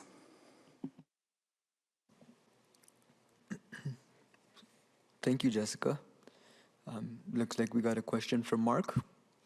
Thank you, Mr. Chair. Yes, Jessica, thank you for those comments. One question that occurred to me is when you're calculating a time period, let's say for a completion, do you hit the pause button when there's a dispute with the Environment Department, let's say? They raise an issue and say, well, what you're doing isn't compliant, and then there's some kind of a back and forth negotiation, and that could take months, maybe a year. Would that hit the pause button, or would the time period continue? I think with the revisions of the 2016 consent order, particularly related to technical dispute resolution, the time frame is intended to move very quickly. I believe, if I remember, once that independent technical party has been jointly appointed by DOE and NNMCAB, I believe once that activity has been funded, that there's about 60 days prior to resolution. So I think our intent is that we won't have major schedule impacts when technical disputes do arise. I think at some point in time, parties may be open to determining whether or not additional time is warranted, depending on the nature and the extent of the technical dispute. But that revision of the consent order is really intended to make sure that we have timely resolution of those technical disputes to avoid major schedule delays. Thank you. Thank you, Mark. We got next question online to Stephen. I'm sorry, Beverly, he was put his hand up before, so I'll move on to Stephen. Go ahead, Stephen. Thank you, Mr. Chairman. Point of clarification. I thought I had understood from Mr. David's presentation earlier that if the independent technical review comes up with a specific recommendation that for some reason either EM or NMED dispute, that dispute would be resolved under the mediation provisions of the new consent order. But you seem to suggest that was not true. Can I get some clarification, please? Yeah, what I meant to say is that while the independent technical review team is certainly a good example of what we envisioned for the technical dispute resolution process that's now as included as part of the revised consent order, it is not a perfect example. So there are deviations. Obviously, the timeline is different and the process, but it is a good anecdotal example. I believe that I agree with what Mr. Nance said about the final resolution if we do have disputes, but I did want to, again, emphasize that EMLA has been and remains committed to abiding with the final findings and recommendations of that team. But if the NMED, for example, said we don't want to do that, that dispute does or does not go to the mediation process. I agreed with Mr. Nance Which is? that it would go through the mediation process. Gotcha. Thank you very much. If I may add, I just for Stephen's sake, if the only position that NMED would have where we would actually continue with a disagreement is if it was outside of the regulatory framework that we're governing on the site. But outside of that, there wouldn't be any reasons to disagree with that resolution. Gotcha. Thank you. Thank you, Jessica. Thank you, John David, for that second opinion. On to Beverly. Is it within our purview of the CAB to make a recommendation to NMED and DOE about MDAC? Would they be open to receiving a recommendation from this board? If I remember correctly, because a date for the public hearing has not yet been established, the public comment period is still open. And so I would think that that would probably be the most available or most appropriate avenue to provide feedback, but I'm also going to turn to Mr. Nance here and just make sure he's aligned. Yes. Or correct me if he disagrees. Right, yes, so the public comment period would still be going on since we have not gotten the public hearing date set, and that would be the precise forum to provide any recommendations. So, but if, as board members, if we go to a public hearing, we can't speak for the board. We would be speaking as an individual. And as a board, we do make recommendations on other issues. And so I wanted to know, it sounds like it's not appropriate for the board to make a recommendation at this point on MDAC. That's what I'm hearing. Is that correct?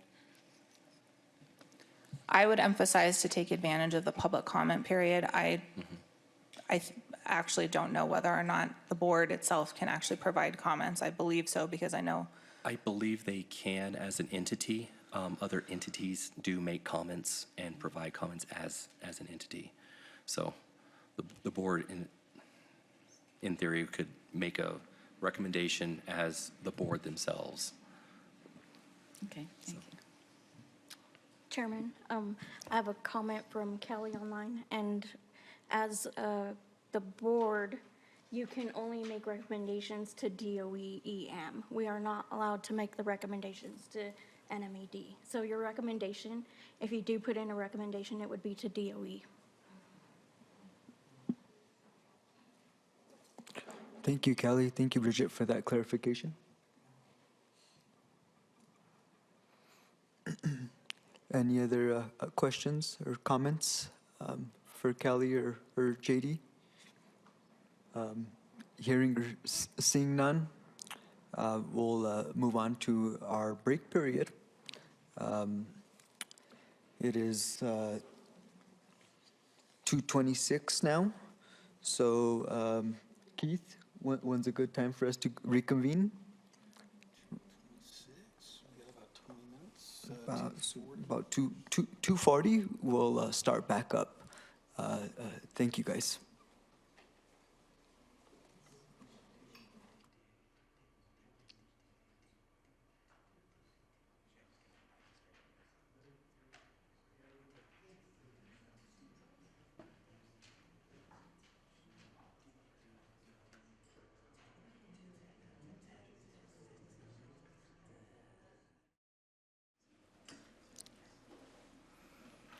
Okay, Mr. Chair, you want to get us going again? Sure. It's time to get started, guys. Time to reconvene. Looks like we have a few members. Is your mic working? This is mic.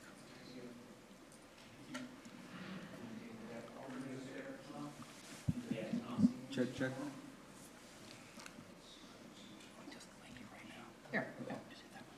No, it's not on top. You're right. Hello? Switch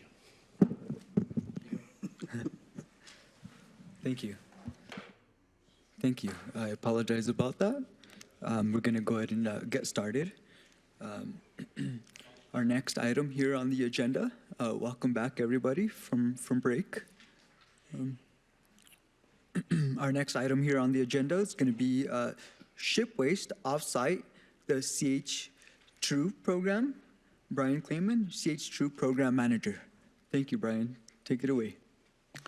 All right, thank you again. I'll reintroduce myself. My name is Brian Clayman, and I'm the contact handled TRU waste manager at N3B.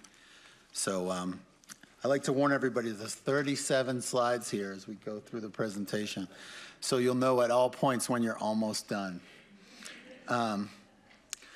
Thank you guys very much. Our program overview. This is kind of our agenda for the talk today. We're going to talk about transuranic waste operations, and that's Area G within TA 54. Our corrugated metal pipe project, we'll get into a little more detail. We'll get more detail into Pit 9, our above-grade drum remediation scope, characterization and shipment, our universal drum assay and segregation system demonstration project that just wrapped up in the field, our low-level waste operations, and the next feasibility study we're doing at Pit 8, which is adjacent to Pit 9. So, as I spoke about in my first thing, there's really three main areas of functionality that N3B performs for EMLA, and that is protect water quality with groundwater monitoring and remediation, surface water management, and surface stormwater sampling and controls. We clean up the land using surface and subsurface investigation and remediation, material disposal area remediation, and disposition of the remediation waste. And then what we're talking about today is shipping waste off-site, above-ground transuranic waste, below-ground transuranic waste, and low-level waste and mixed low-level waste. And we'll get into some of the definitions of those different types of waste in subsequent slides. This is a map, and I'm going to try to use the laser here. You can see in the black circle here, that's technical area number 54, and Area G is this dark area in the small bottom right part of the map. The next slide's this is an aerial view of technical area 54, and if you're on the road in White Rock on the way to Bandelier and you kind of raised up a drone, that's what you'd see. These four domes that you see in the foreground here are visible from the main road there in White Rock.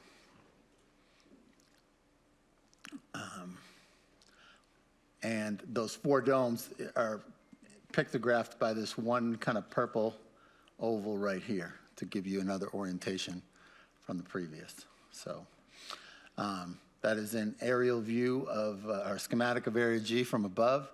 And what you'll see here is, hopefully for those of you that have printouts, there's a nice a key here where these are pits. We have trenches, we have shafts, all containing waste, and then over the top of some of these, we have facilities that we use to manage the waste. This whole footprint is on top of a mesa. There's not additional land to expand. Anything you see outside the boundary is basically a sheer drop down to the road. I think the road here is probably, I don't know, 150 feet below the actual map that you see there. And now, as promised, here's a few definitions of transuranic waste. Transuranic waste is material containing alpha-emitting radionuclides with half-lives greater than 20 years. And a half-life, for those of you who are not technical, is the amount of time it takes for half of the atoms to radiologically decay from what they are now to the daughter product. I get to use the word daughter again. And it has an atomic number greater than 92. 92 is the number of protons or the atomic number for uranium. And concentrations greater than 100 nanocuries per gram.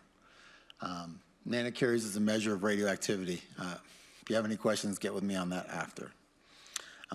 Low-level radioactive waste contains radioactivity at lower concentrations for the alpha-emitting nuclides than transuranic waste.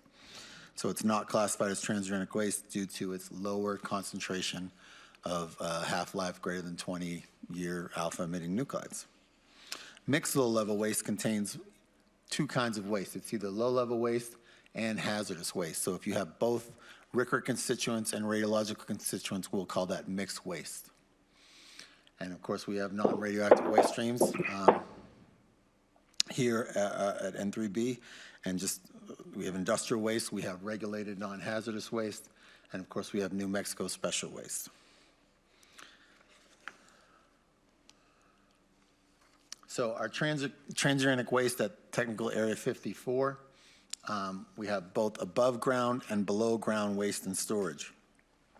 Our above ground waste is stored in domes. I think you saw the photo of the outside of one. This is what it looks like on the inside, and we have about 2,500 containers currently in our above ground inventory, and we are working them off through characterization and shipment. And below ground, we have 4 trenches, alpha through delta, and there are 700 containers in the trenches. We have 10 shafts. Shafts are basically, it's where we drill the hole, we line the hole, and then we kind of pour down. I say we, but I'm talking about the lab. But I do consider myself a lab employee. But we would have a liquid type waste, and we would send it down the shaft to be, and that's where it was, or it's liquid or solid, but it would go down there in a slurry, and now it's in the shaft. Pit 9, as I talked about, is the next large project at TA54, and there's about 4,079 containers in Pit 9 that will be excavated and managed, so that is a major project. The corrugated metal pipe project is what we are coming to the conclusion of now. There was 158 corrugated metal pipes. Patricio, during the break, actually told me that you got to tour and see the facility that they are being segmented in. So I'm looking forward to taking some questions on that one since you've seen it already. And then we have 33 shafts that are remote handled transuranic waste, and that's a higher concentration of nuclides, higher hazard. So the way transuranic waste is deviated is between contact handled, meaning you can kind of touch it, and remote handled, where you cannot touch it. The CMP work scope, corrugated metal pipes, is to retrieve, size reduce, package, characterize, and ship the waste for permanent disposal. We are at the size reduction and packaging part of the project right now. Disposal site for transuranic waste is the Waste Isolation Pilot Plant in Carlsbad, New Mexico. Here's a picture in Dome 232, which is one of our storage domes. And these are some of the 2,500 containers that I mentioned that are in our above ground inventory. You can see they're stacked triple high. They're banded, they're inspected weekly, and they're working through the characterization and shipment process. This is the area above pit number 29, where the corrugated metal pipes were interred. You can see that they were not overly deep, buried in the ground, because they were put in temporary storage when they were moved to Technical Area 54 in 1986. But this was the equipment that was used to excavate, the excavator in the foreground. And this is, you'll see a ramp leading down to what used to be the array of the corrugated metal pipes was here. So right now, that's about what you'd see today if you went back in technical area 54. It's an empty hole. And what we're doing now is you can see these soil piles that were kind of distributed around the outside. We're sampling those to make sure that they're not radiologically contaminated so that they can be used for backfill. So the last stage of this project will be backfill and compaction. What was a corrugated metal pipe? Ironically, from my vantage point, this looks like one corrugated metal pipe sitting horizontally, but it's actually several sitting vertically, and there's individuals on top. But a corrugated metal pipe has ridges on the side. You might know them, more common vernacular, as a culvert. But they're about 20 feet long and 30 inches in diameter. And what we did with those when the waste was generated was we would pour cement at the end first and create a plug, a clean cement plug at the bottom, and then there would be a slurry with cement material in it, grout material in it, that would be used to fill the waste up. So there would be plutonium waste and mixed with cement, and we'd fill that up and then let that solidify, and then another cap would be put on top. So you'd be left with a corrugated metal pipe 20 feet long, 30 inches in diameter, with two plugs on the outside and waste material on the inside, also solidified with concrete. So that would create a corrugated metal pipe waste item. Now that was initially happened at TA 21, technical area 21, as it says in the caption. And they were excavated from technical area 21 in 1986 and brought over to technical area 54. And they stayed there from 1986 until we started excavating them at I think at the end of 2022, and we completed it in 2024.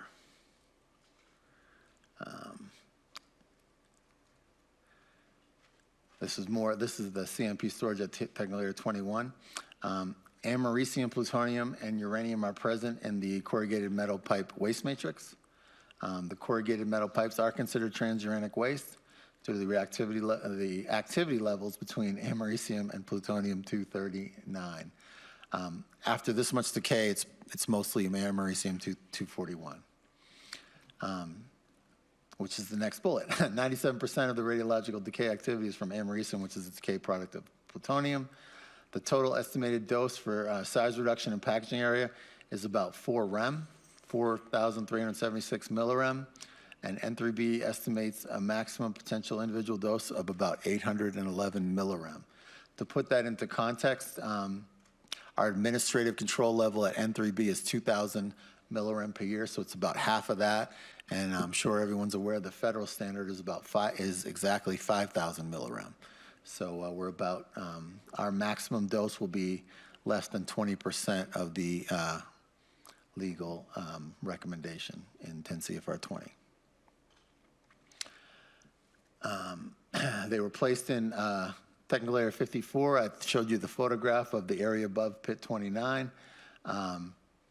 It was a retrievable storage area. The array was about 40 feet wide and 105 feet long. They were stacked double high in 2 rows. So kind of like my arms are being oriented right here, that's a CMP and a CMP and then another layer. And so through that 40-foot by 105-foot footprint, then you had that array.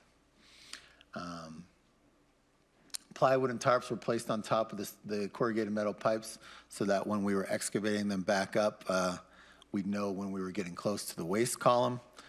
These were always planned to be remediated. And there was about 5 to 8 feet of soil overburden was placed over them back in 1986.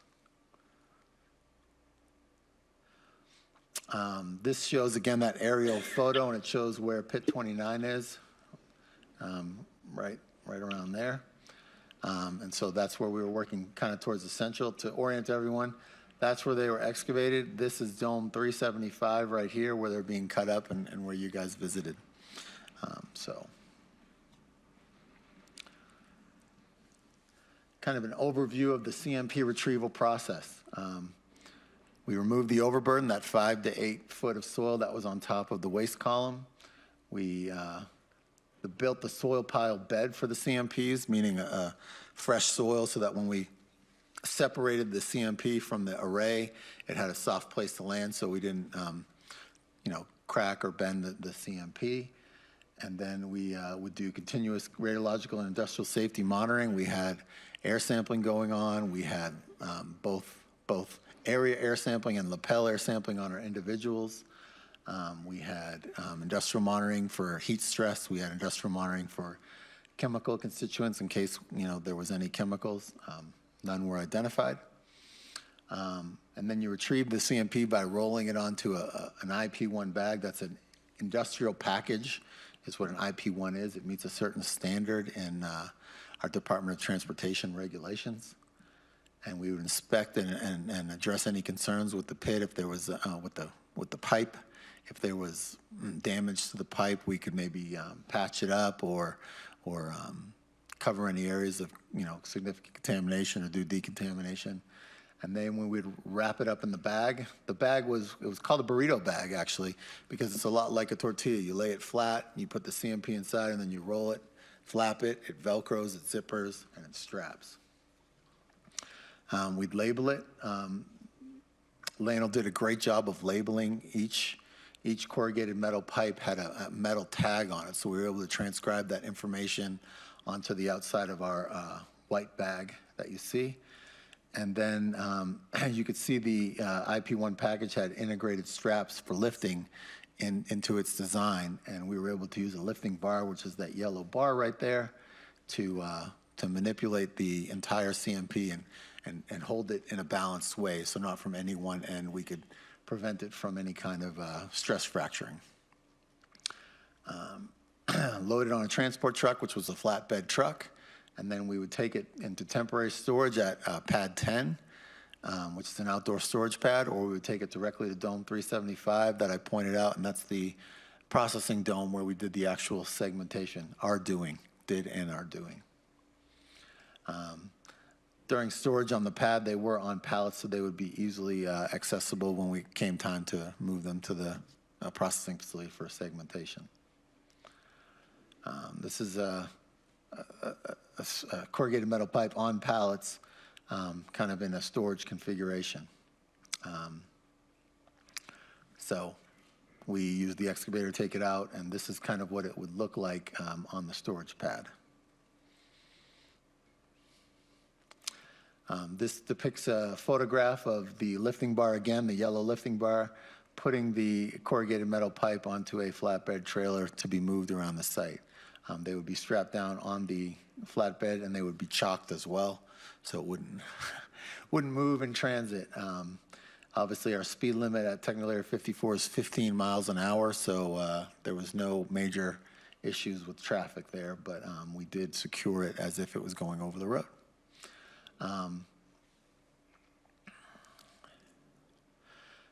An important bullet here is the bottom one. We did log all our movements into our waste compliance and tracking system. That's our on-site database where wherever a package is, it's being monitored on this database. So real time, we can tell you where the corrugated metal pipe is or any of our drums or packages. They all have individual tracking numbers, and they're tracked each movement in our database system.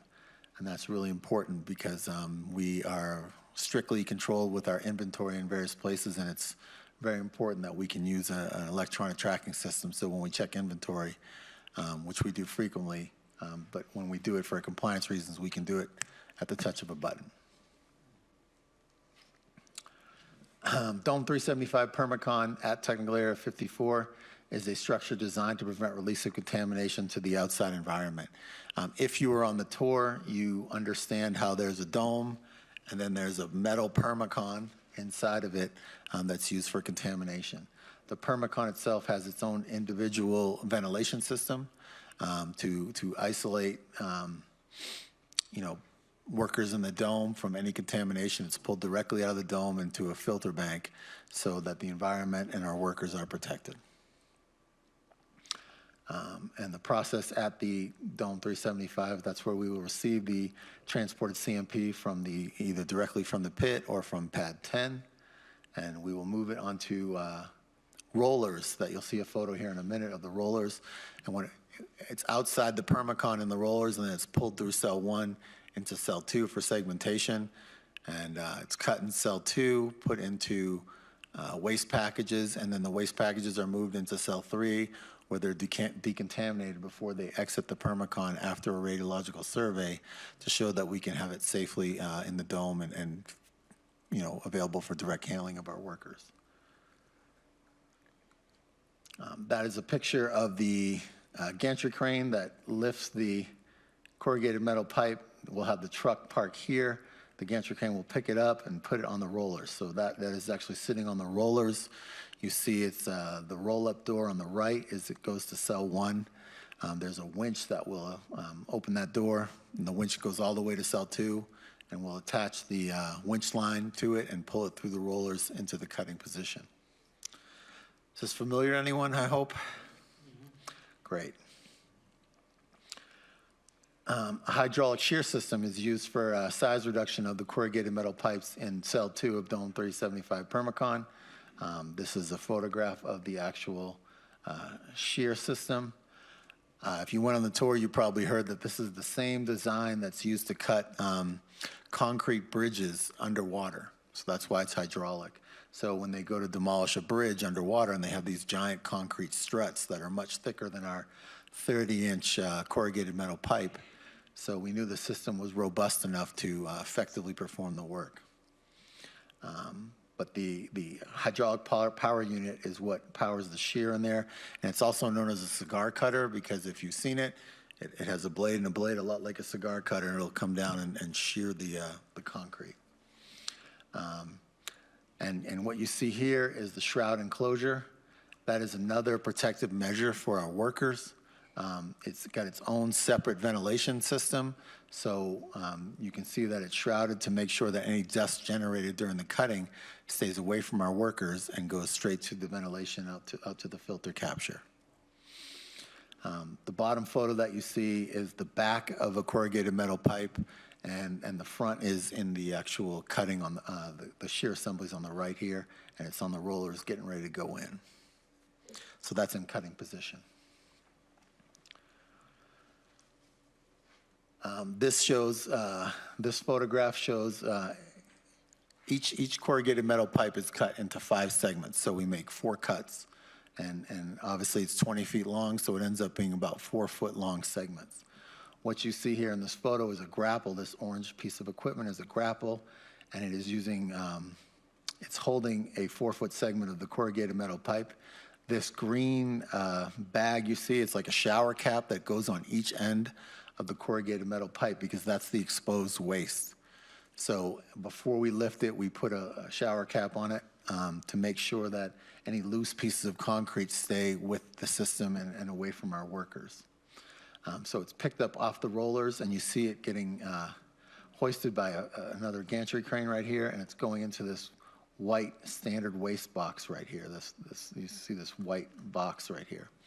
So each CMP segment is placed in a standard waste box and then that is the final package, right? It stays in that package through characterization, which is a 3-step process with us. It's real-time radiography, which I talked about, is X-ray, and non-destructive assay, which is for radiological, and we do flammable gas assessments to make sure that the atmosphere inside the waste container is safe. So those are the 3 main components of characterization, plus our process knowledge of generating the waste also is a big part of the characterization. And you can see we have 158 corrugated metal pipes, and each one will generate 5 boxes. So 158 times 5 is 790. I think we'll end up with 792 because there was some cleanup waste. After every cut, there's always something to clean up, right? We maintain high cleanliness, and so sometimes we can't get all the cleanup waste back in the box, so we have to make a separate container for that. So there'll be 792 containers versus the 790 that you see here. You know, like every project, you start off not knowing anything, and then by the end of the project, you come up and you're the best, right? So right now, I can tell you that my team is the best in the whole world at cutting 20-foot-long concrete tubes. These are some of the lessons we learned during the process. We did a reanalysis of the criticality safety parameters so that we could use water for dust suppression. We found that we were,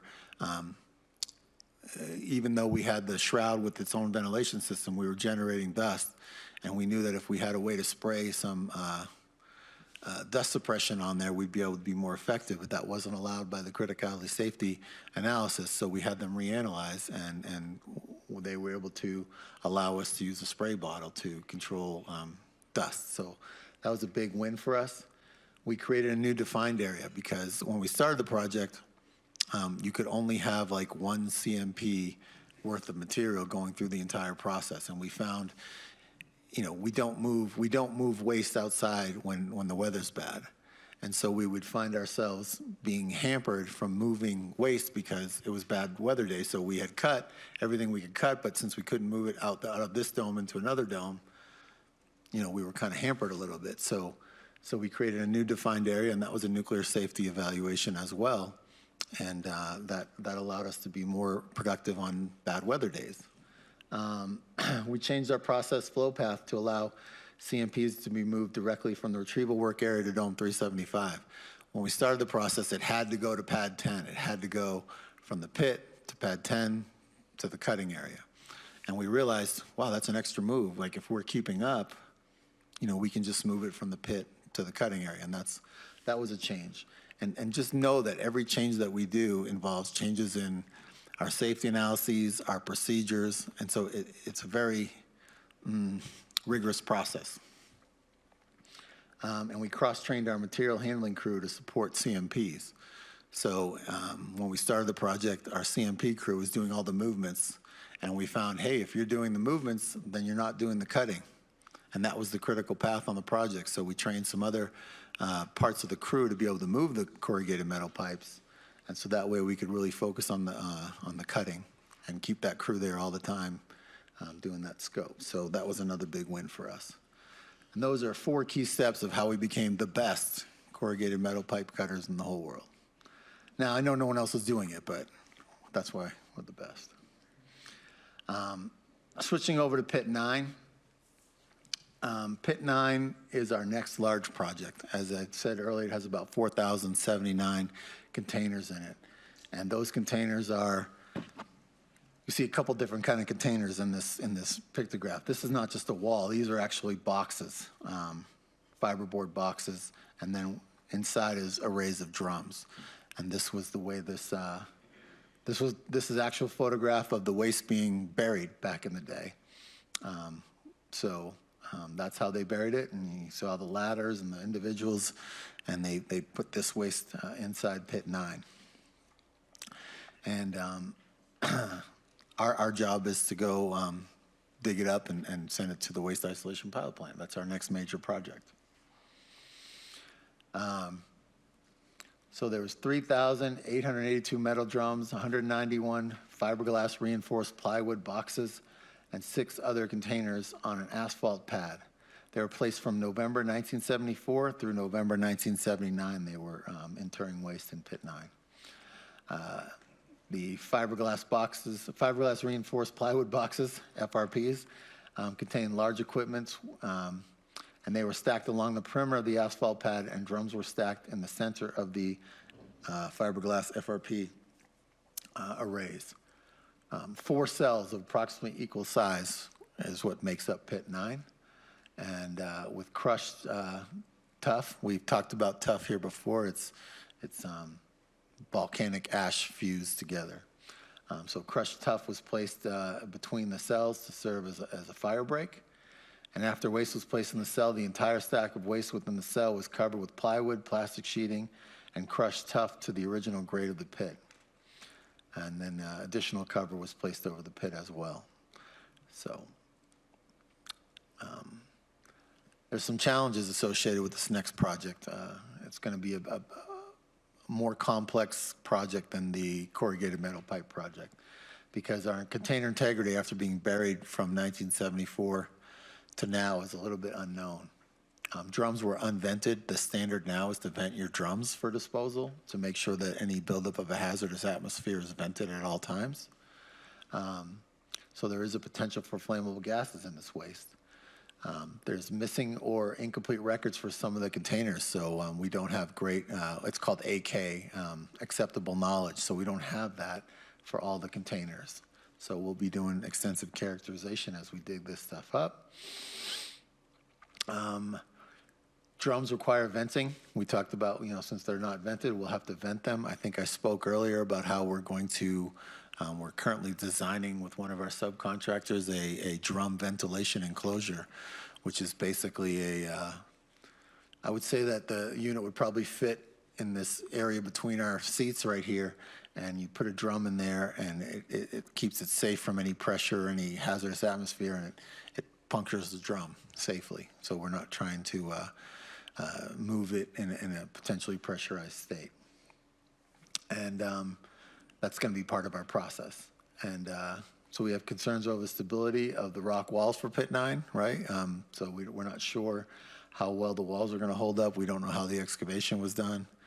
So these are just some of the challenges that we're considering as we're working on our plan now for Pit 9.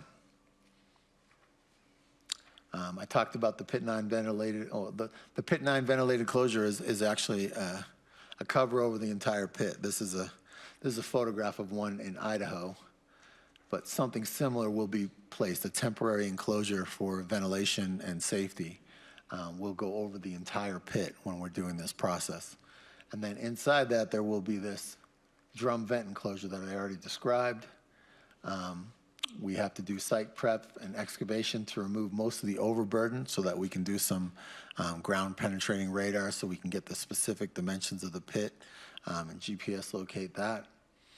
And we're going to do some upgrades in Dome 375. Right now that dome is fitted perfectly to handle corrugated metal pipes, but it is not perfectly arrayed for Pit 9 waste. So we will need to do some changes to that facility before we start processing this waste. We'll have permitting compliance to perform before we do this work. We'll have to do commissioning of the new facility.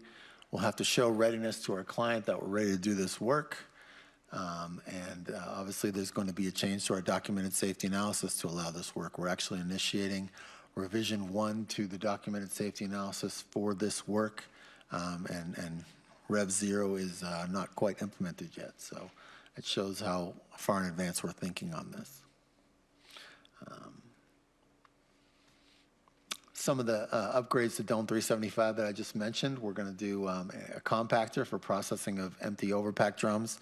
So when we process a drum and we have to empty it out to look and see what side, we probably won't be able to reuse every drum. So we're going to have to be able to crush the empty drums because disposal at the waste isolation pilot plant is a limited commodity, and we want to make sure that we use the space as wisely as possible, so a compactor is a necessary component of this project.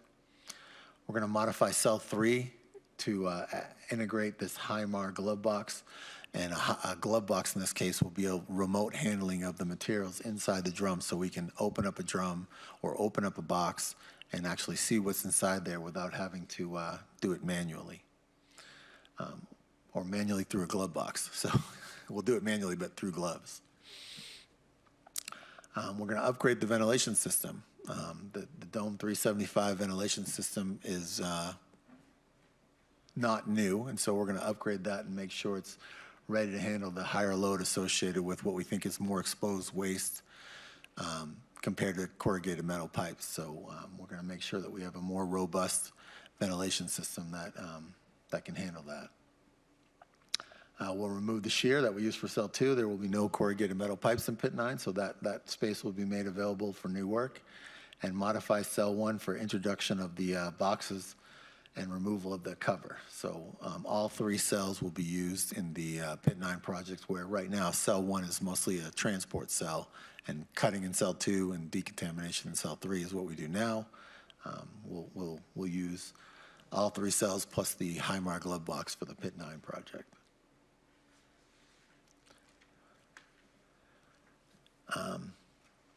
This kind of goes into detail some of the PIT 9 processing steps that I've been kind of talking about briefly, but I'll go through it clearly here.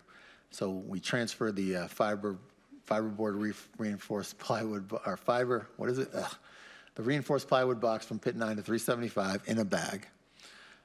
We'll move and stage it in 375 for processing, introduce it into cell 1, denest it from the bag, and remove the cover to expose the waste. Then we'll transfer the equipment into cell 2 for processing, which will include inspection, characterization, and removal of any WIP prohibited items for handling and processing. And then we'll decontaminate the glove box and equipment to disposition as low-level waste, because we are going to try very hard to make as much low-level waste as possible, because again, the WIP is a finite quantity of disposal, so we want to make sure we only send true waste to the waste isolation pilot plant. This is a picture of a glove box. And you can see the operator. This one's actually in Oak Ridge, but you see the operator is isolated from the waste itself and doesn't need to wear the kind of PPE they would need to wear if they were working directly with the waste, but the hands are robustly protected. And so we're able to sort through waste, find prohibited items, and really identify what is there so we have an accurate inventory going for disposal. Our glove box is currently being designed right now. So the Hymar glove box includes the design and manufacture and installation kind of segments of work. We're making sure that we design it for what we know is in PIT 9 and what could be in PIT 9. So we will have to obtain a range of regulatory permits for this scope, install secondary ventilated containment enclosure around the Hymar glove box. I talked about ventilation. Design independent ventilation for this that goes independently to its own filters. Perform upgrades to the 375 Permacon for drum preparation, denesting, and compaction. And we'll process PIT 9 and the Hymar trench drum. So this it's not a one and done upgrade to the facility. This facility, once it's upgraded, will be conducive to handling not just PIT 9, it'll handle other waste as well. So this is an active glove bag that we have, glove bag operations and drill and drain. We talked a little bit about drill and drain before. So in Dome 231, we have two processes. Glove bag, it's a smaller glove bag, and you can kind of see that's the glove bag operation. It's smaller, it's designed to do one drum at a time. You see this is a drum handling equipment. It's got a drum that gets held horizontally, and then we can use tools to pull the waste out into the glove bag and inspect it. And then the reason why it's elevated, because this drum can go underneath the waste, and when we're done doing the sort and seg, you can push it down and shoot into the next drum. So that's a process that we use for sorting and segregating while maintaining our workers safe from direct contact with the waste. The drill and drain operation we talked a little bit about in the past. It's where we have one drum and we remove non-compliant liquids from waste containers. And then that's what that process is. Also happening in Dome 231, which is actually one of the 4 domes that I showed you in the initial photograph. It's the, TRU characterization and shipment. This is an ongoing process that we do. I talked about how we did 22 shipments last year. We anticipate increasing that number this year. TRU waste is characterized in Area G by the Central Characterization Project. The Central Characterization Project is a WIP organization that is nested within our footprint that actually makes sure that there's independence in the characterization process. So they ensure from the perspective of the disposal site that the material is compliant for disposal. So CCP is run by WIP, but we work very closely with them because the equipment and we do the material movements for that as well. Again, the process for characterization of TRU waste is kind of 3 stages. We have the real-time radiography, we have the non-destructive assay for radiological contamination called NDA, and then we have the flammable gas assessments. So we're capable of doing all that on site. That all happens at TA 54 now. It's centralized. I learned from Beverly earlier that it used to not be as centralized as it is right now, but all those processes are now in TA54. We're also capable of mobile loading.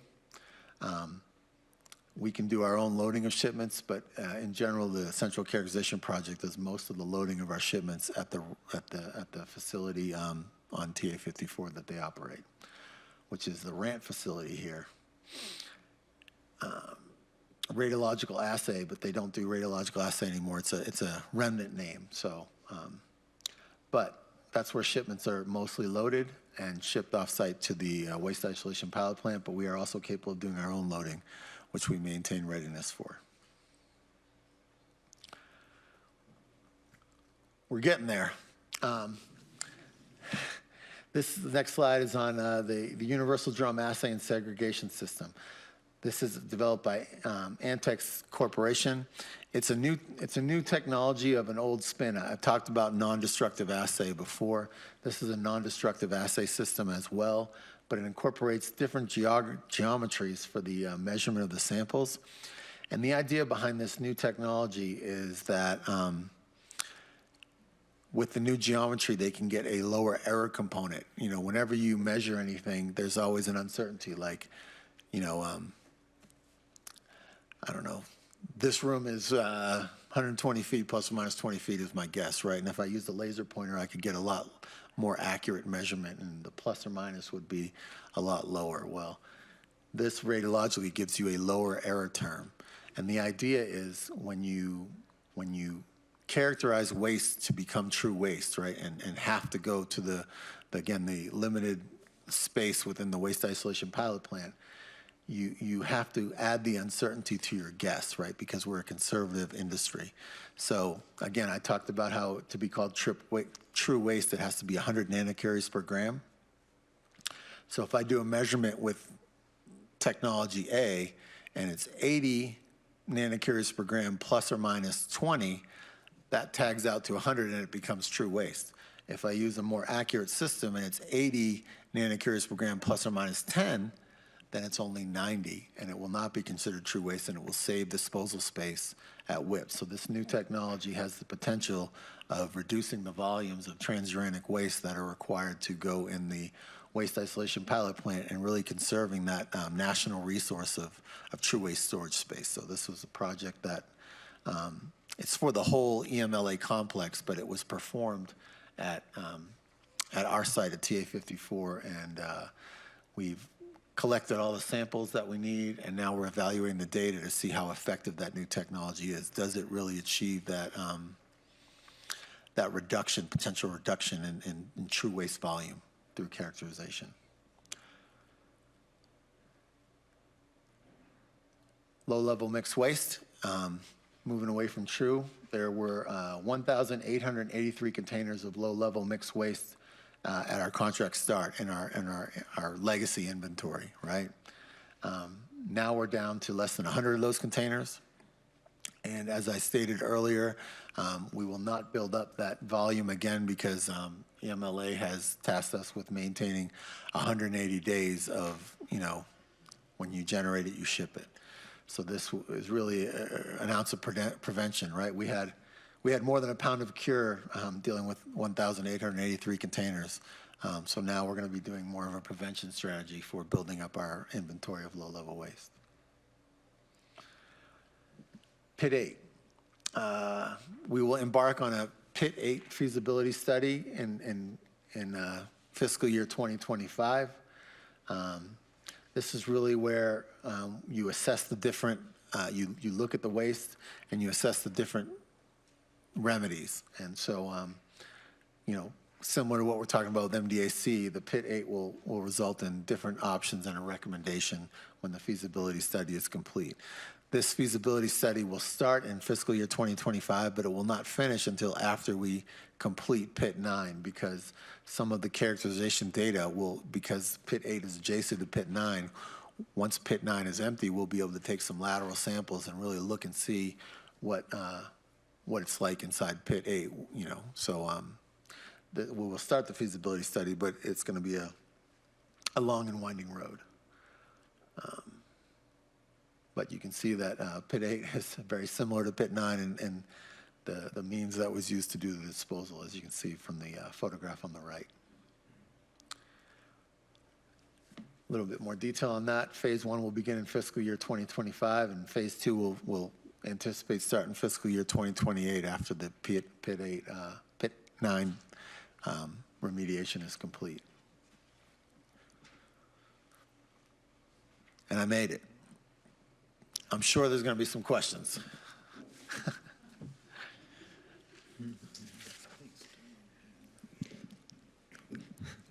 Thank you, Brian, for that awesome presentation. It was nice to revisit the site in a virtual world. Okay, we're going to move on to some questions here for you, Brian. Eleanor, I believe you're first. Thank you. So what is special New Mexico waste? There's different categories. Asbestos waste is an example of special New Mexico waste. It's a regulatory category that's not, mixed low-level waste or low-level waste, but asbestos is a great example. Okay, and then what's done with the waste that is not allowed at the website? The stuff that's lower in characterization, lower than true waste is low-level waste or mixed low-level waste in the radioactive category. We do send that to one of 3 disposal sites. So it goes off to like a commercial processor or a commercial disposal site. So there's one in Utah, which is called EnviroCare, or no, not anymore, Energy Solutions. And there's one in Texas called Waste Control Specialists. We do have, for very lower waste, we have some contracts with Clean Harbors, and so there's commercial disposal sites that are permitted to handle lower levels of radioactive waste. So there's no higher level that you're dealing with? For alpha, there's no higher than true. And so you mentioned regarding glove box that you needed to obtain a range of regulatory permits. Are those local state permits? They're state permits, air handling permits, modifications to the RCRA permit. So yes. Okay, and I have one more question. The 180 days, is that just here in Los Alamos? Is that all the legacy sites? EMLA has an order that talks about 365 days. Within a year, you're supposed to be able to maintain your inventory.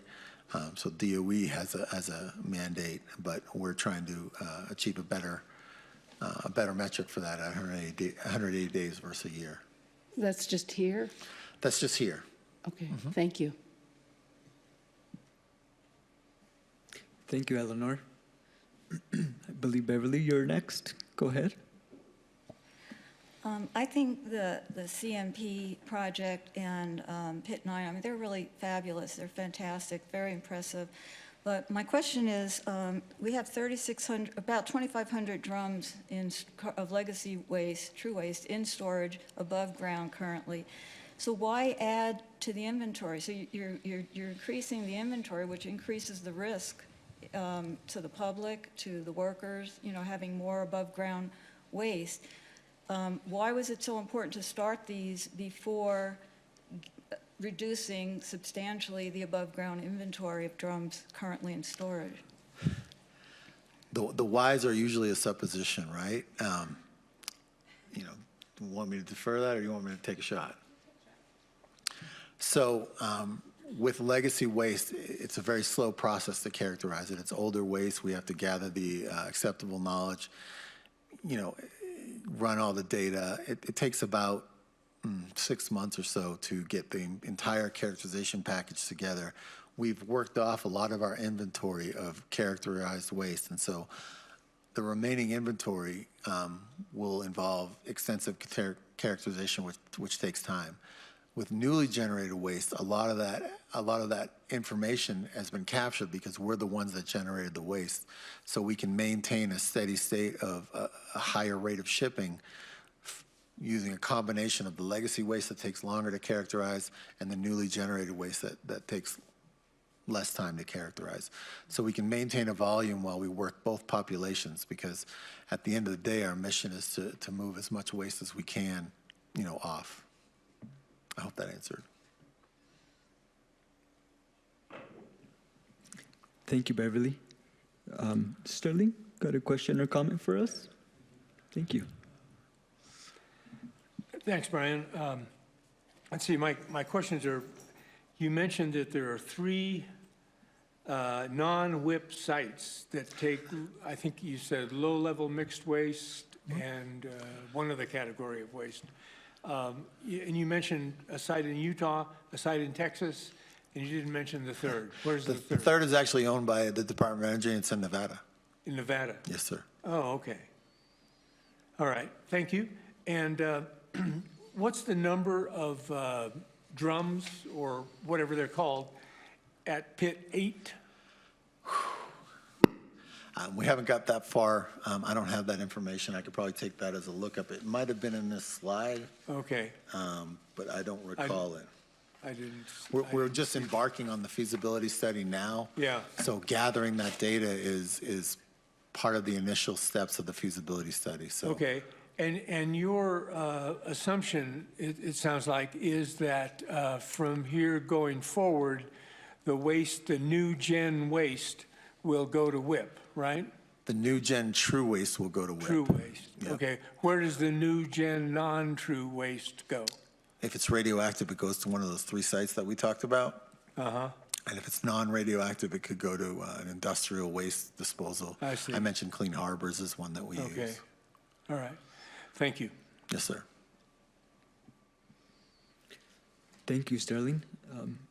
Joseph? Mr. Chairman, Brian, just 2 questions. On page 12, it identifies 3 of those, what is that, americium 241, plutonium 239, and uranium. Back in the day, I worked at, as a security officer at TA-21. I remember walking those buildings, and I was warned about not to get near the tritium. So, ¿qué pasó? So what happened with the tritium process waste at TA-21? So the thing about tritium, and there still is tritiated waste, here on site. Some of the waste that we have in above ground storage has tritium as a contaminant. But tritium is basically water vapor. So, it's hydrogen 3. So you will not find a lot of tritium in waste processes that have exposure to the environment. Okay, cool. Now, if it was a tritiated container that, was buried and maintained its integrity, then you could still find it. Okay, thank you. Yes, And sir. then- Second question? Yes, that was good answer.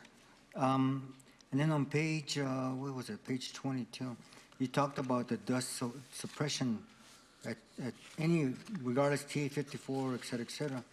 So what type of water do you guys use for that dust? Do you guys use potable water? Do you use shit water? No, not shit water.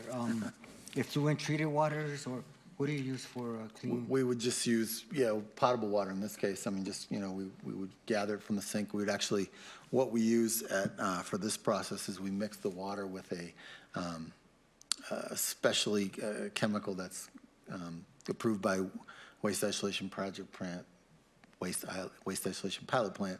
So we would mix it in with a kind of a gummy substance that would stick to the surface that we spray it on. Thank you, Brian. Thank you, Mr. Chairman. Thank you, Joseph. On to Manny.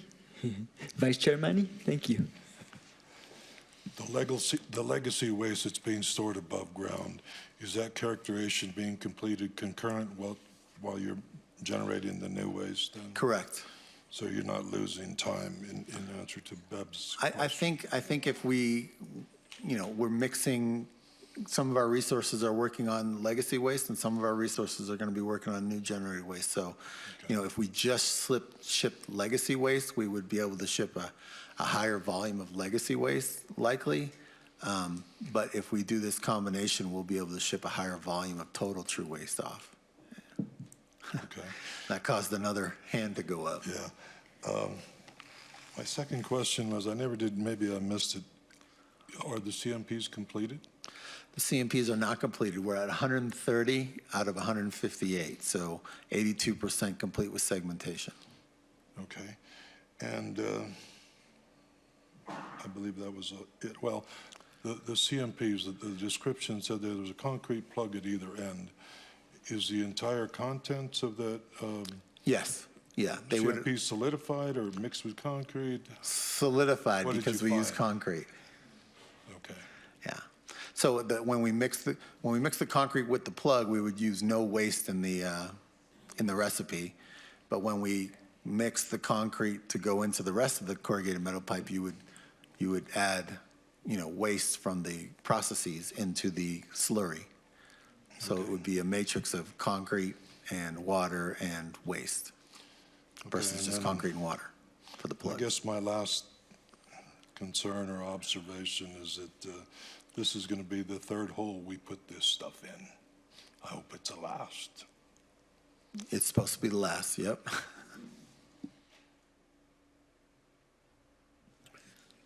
Thank you, Manny. Christy? And welcome, Christy. Thank you. Thank you, Chair. The question that I have is in regards to slide 35, and how do you handle the non-retrievable TRU waste?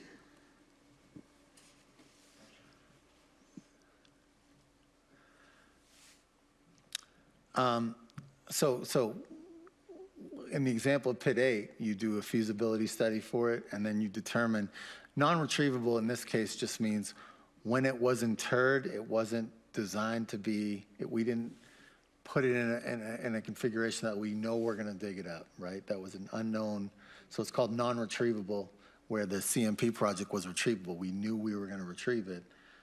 So non-retrievable can be retrieved, it just wasn't interred with the strategy of we know we're going to dig it up later. So the process that we're seeing with Pit 8 is we do a feasibility study, we develop options, make a recommendation, and then a decision for the process.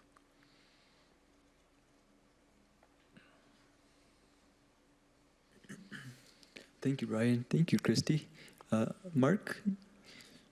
Thank you, Chairman. Question is, what is EMLA's relationship with waste control specialists in Andrews, Texas, and what's stored in Andrews and how?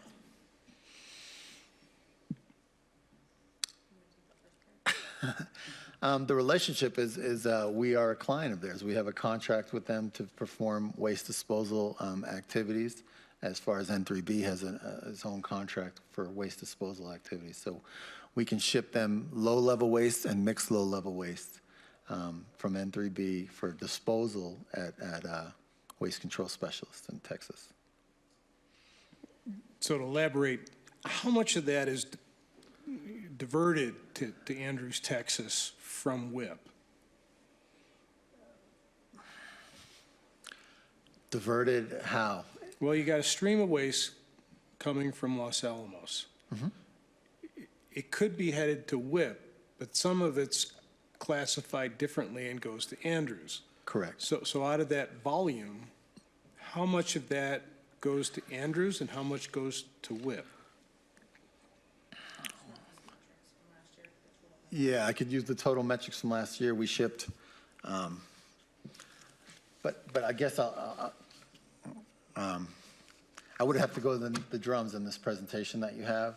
I don't remember the slides specifically, but we shipped about 1,800 cubic meters of mixed low-level waste and low-level waste, and about 70 cubic meters of TRU waste. So a much higher volume of non-TRU waste going not to WIP, shipped out of here last year. But as far as diversion, which was the word you used, when we do characterization, a very, very small percentage of the waste that is characterized initially as TRU waste at the point of generation does come back as like a low-level waste that can be diverted away from the WIP. You know, if we do a characterization and say, oh, this actually isn't true after all, then we can move it to another site. It looks like we have an expert coming in to help answer. Thank you, Brad. Hi, I'm Brad Smith, President General Manager N3B, and I'm going to help my brother out here. Is your question from the time it leaves Los Alamos, so it sounds like diverted, like I get to a Y on the road, some of it goes to WIP and some of it goes to WCS, is that? Not exactly. There's a decision, I think, that's made at WIP, and the destination's already determined, so it's at Lanel that it happens. So it actually happens at our site. It goes through a real-time radiography. We were talking about the drum counter, the container counter, whatever it is. We have central characterization program support located with Brian's project folks. And once it goes and is entered onto an acceptable knowledge, then it goes through a certification process. If it doesn't meet the WIP criteria, because we are trying everything we can to get better counting techniques, the UDAS is an example, because we want to save the waste at WIP, or the space in WIP that isn't low level or mixed low level. And with having more granularity and having more sensitivity, we actually downgraded something like 15% of our waste this year from what was true down to low level, mixed low level. Through characterization. Through characterization. So before we ever sign off a waste traveler that's going to go to WIP, it's already predetermined based on that characterization data. And the CCP representative certifies that waste that is going to WIP, and everything else then would be vectored off to a low level or mixed low level waste repository. Yeah, that 15% was what I was kind of looking at. And then the follow-up to that is, we've got Andrews, Texas. Are there similar storage facilities throughout the country, or is it really WIP or Andrews? You have WIP for the true waste, and that is really the only true waste disposal. But we talked about 3 sites for the non-true waste, so the low-level or mixed low-level waste. We have the Nevada Nuclear Storage Site. We have the Energy Solutions Clive Disposal Site, and the Waste Control Specialist Andrews, Texas Disposal Site. Thank you. Yeah. We might need you. It's comfortable. Oh, no, I'm enjoying the back row. Thank you, Brad. He is my boss, everyone, so. Thank you, Mark. On to Beverly. Hi, I'm a little thrown off by your referring to the waste generated from the CMP project and from Pit 9 as newly generated. Is it truly newly generated waste? Because I thought newly generated is only You're from correct. mission, so it's really legacy. It's really legacy waste, but we're calling it newly generated because it was legacy newly waste. packaged. Okay. You are correct. Okay. Thank you, Beverly, for that clarification. Vice Chair Manny. Sorry to keep bugging you. I can't read my own notes. One of the things that came up at the meeting in Oak Ridge, do we have a low-level waste repository in Los Alamos? We have Pit 38 that we are still permanent contracted to dispose of low-level waste here on site, which we have not done recently, but we are permanent to do that. It's nothing like you must be referring to the M-Wolf, right? The disposal site that's being operated in Oak Ridge, we have nothing like that here. Okay, they just mentioned that we did have one on site, and I wasn't familiar with it, so. Yeah, we have a very small pit that is a permitted disposal facility for low-level waste right now. That is, we're not using it, but it's permitted. Okay, thank you.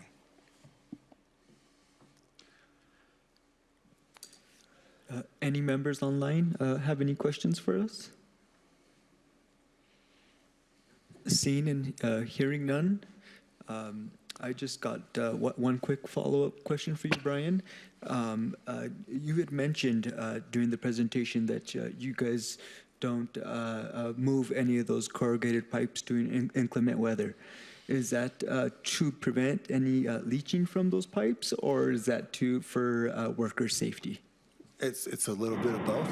You don't want exposed waste being, as you know, with your background, water in contact with waste, it has a tendency to make contaminants move. But it's a lot for worker safety. Okay, great. Thank you, Brian. Mm-hmm. We are a little bit ahead of schedule. So we are going to move on to a public comment period here. If anybody from the public would like to give a comment, looks like we got Scott Koviak online. And also, are you okay with making public comment a little early? Yes, thank you. Great. Thanks. Thank you, Chair, for the question, and welcome. My name is Scott Kovac. I'm with Nuclear Watch New Mexico, and I want to thank the CAB for your continued work on these difficult issues. And I also want to thank Brian and his crew for the work on the CMPs. We took a little tour a couple of weeks ago and found it all very reassuring. And so moving on to the SIMR3 proposed well. DOE, it was stated that DOE was pushing for a dual screen, but I thought that only single screens were allowed now in these monitoring wells at Los Alamos. I thought we went through this once before, and only single screens are now allowed.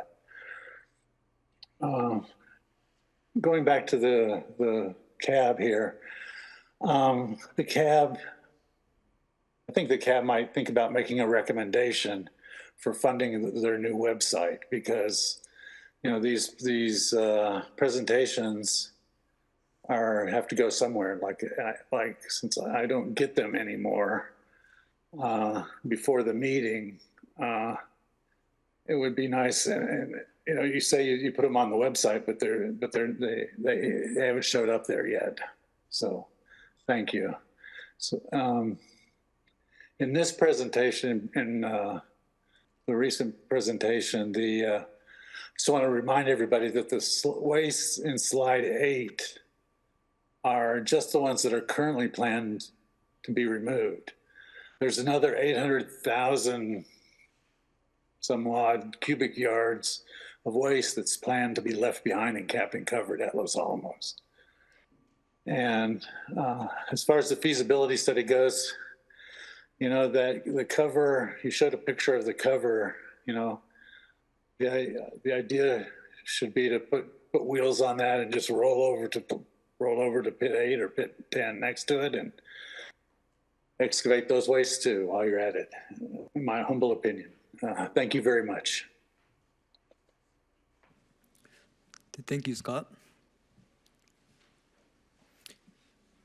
Any other members from the public online?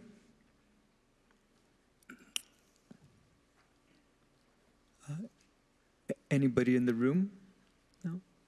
Seeing and hearing none, we can go ahead and move on to our update from our DFO, Keith. Thank you, Keith. Thank you, Chair. I only have one thing for today, and that is at the end of your packet that you got today, we have the new schedule for next year. So it looks like we still have a TBD on a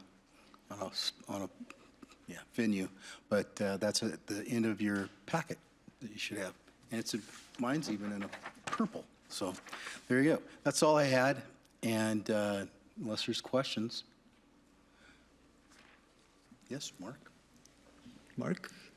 Thank you, Chairman. Sure. Question I have, Keith, is I don't see on here the whip tour. Is that still a possibility? Chairman, Mark, we are still working with WIP to reschedule that tour. So as soon as we get a good date in there, we'll put that on the schedule and update you. Thank you. Thank you, Mark. Thank you, Bridget.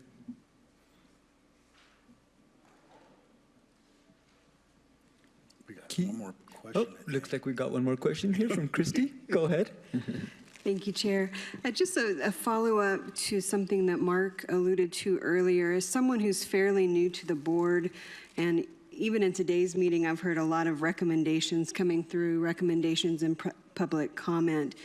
Is there a repository of past recommendations made by the board and the status of those recommendations for some of us who are new to the board? Christy, that is on our website. I'll send you the link. Some of those need to be updated, and we're working with our website team to update that, but we will get you all that information. And if you would like to request a specific recommendation, you can contact us and we can send it to you. Thank you.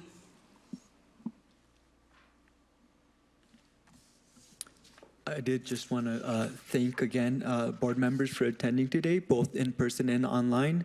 And I do want to thank staff over there for coming over today, and do want to give a shout out to Elena Fernandez, our most recent past chair. Thank you for being so active within our board and our community. Thank you. You want me to hit it? Brian? Oh. I just want to say thank you. Every board member asked me at least one question, and that level of engagement is very impressive. And, you know, I'm impressed. So I appreciate stretching my knowledge and Joseph's you know, going to ask you another one now. No, I just wanted to, you know, congratulate you on your engagement and obvious caring for the community. So. Amigo Joseph? Mr. Chair, I just wanted to recognize Elena's, her pups, her beautiful puppies, Elena. Well, anyways, love them anyways. Thank you. Thanks all. You want to adjourn, Mr. Chair?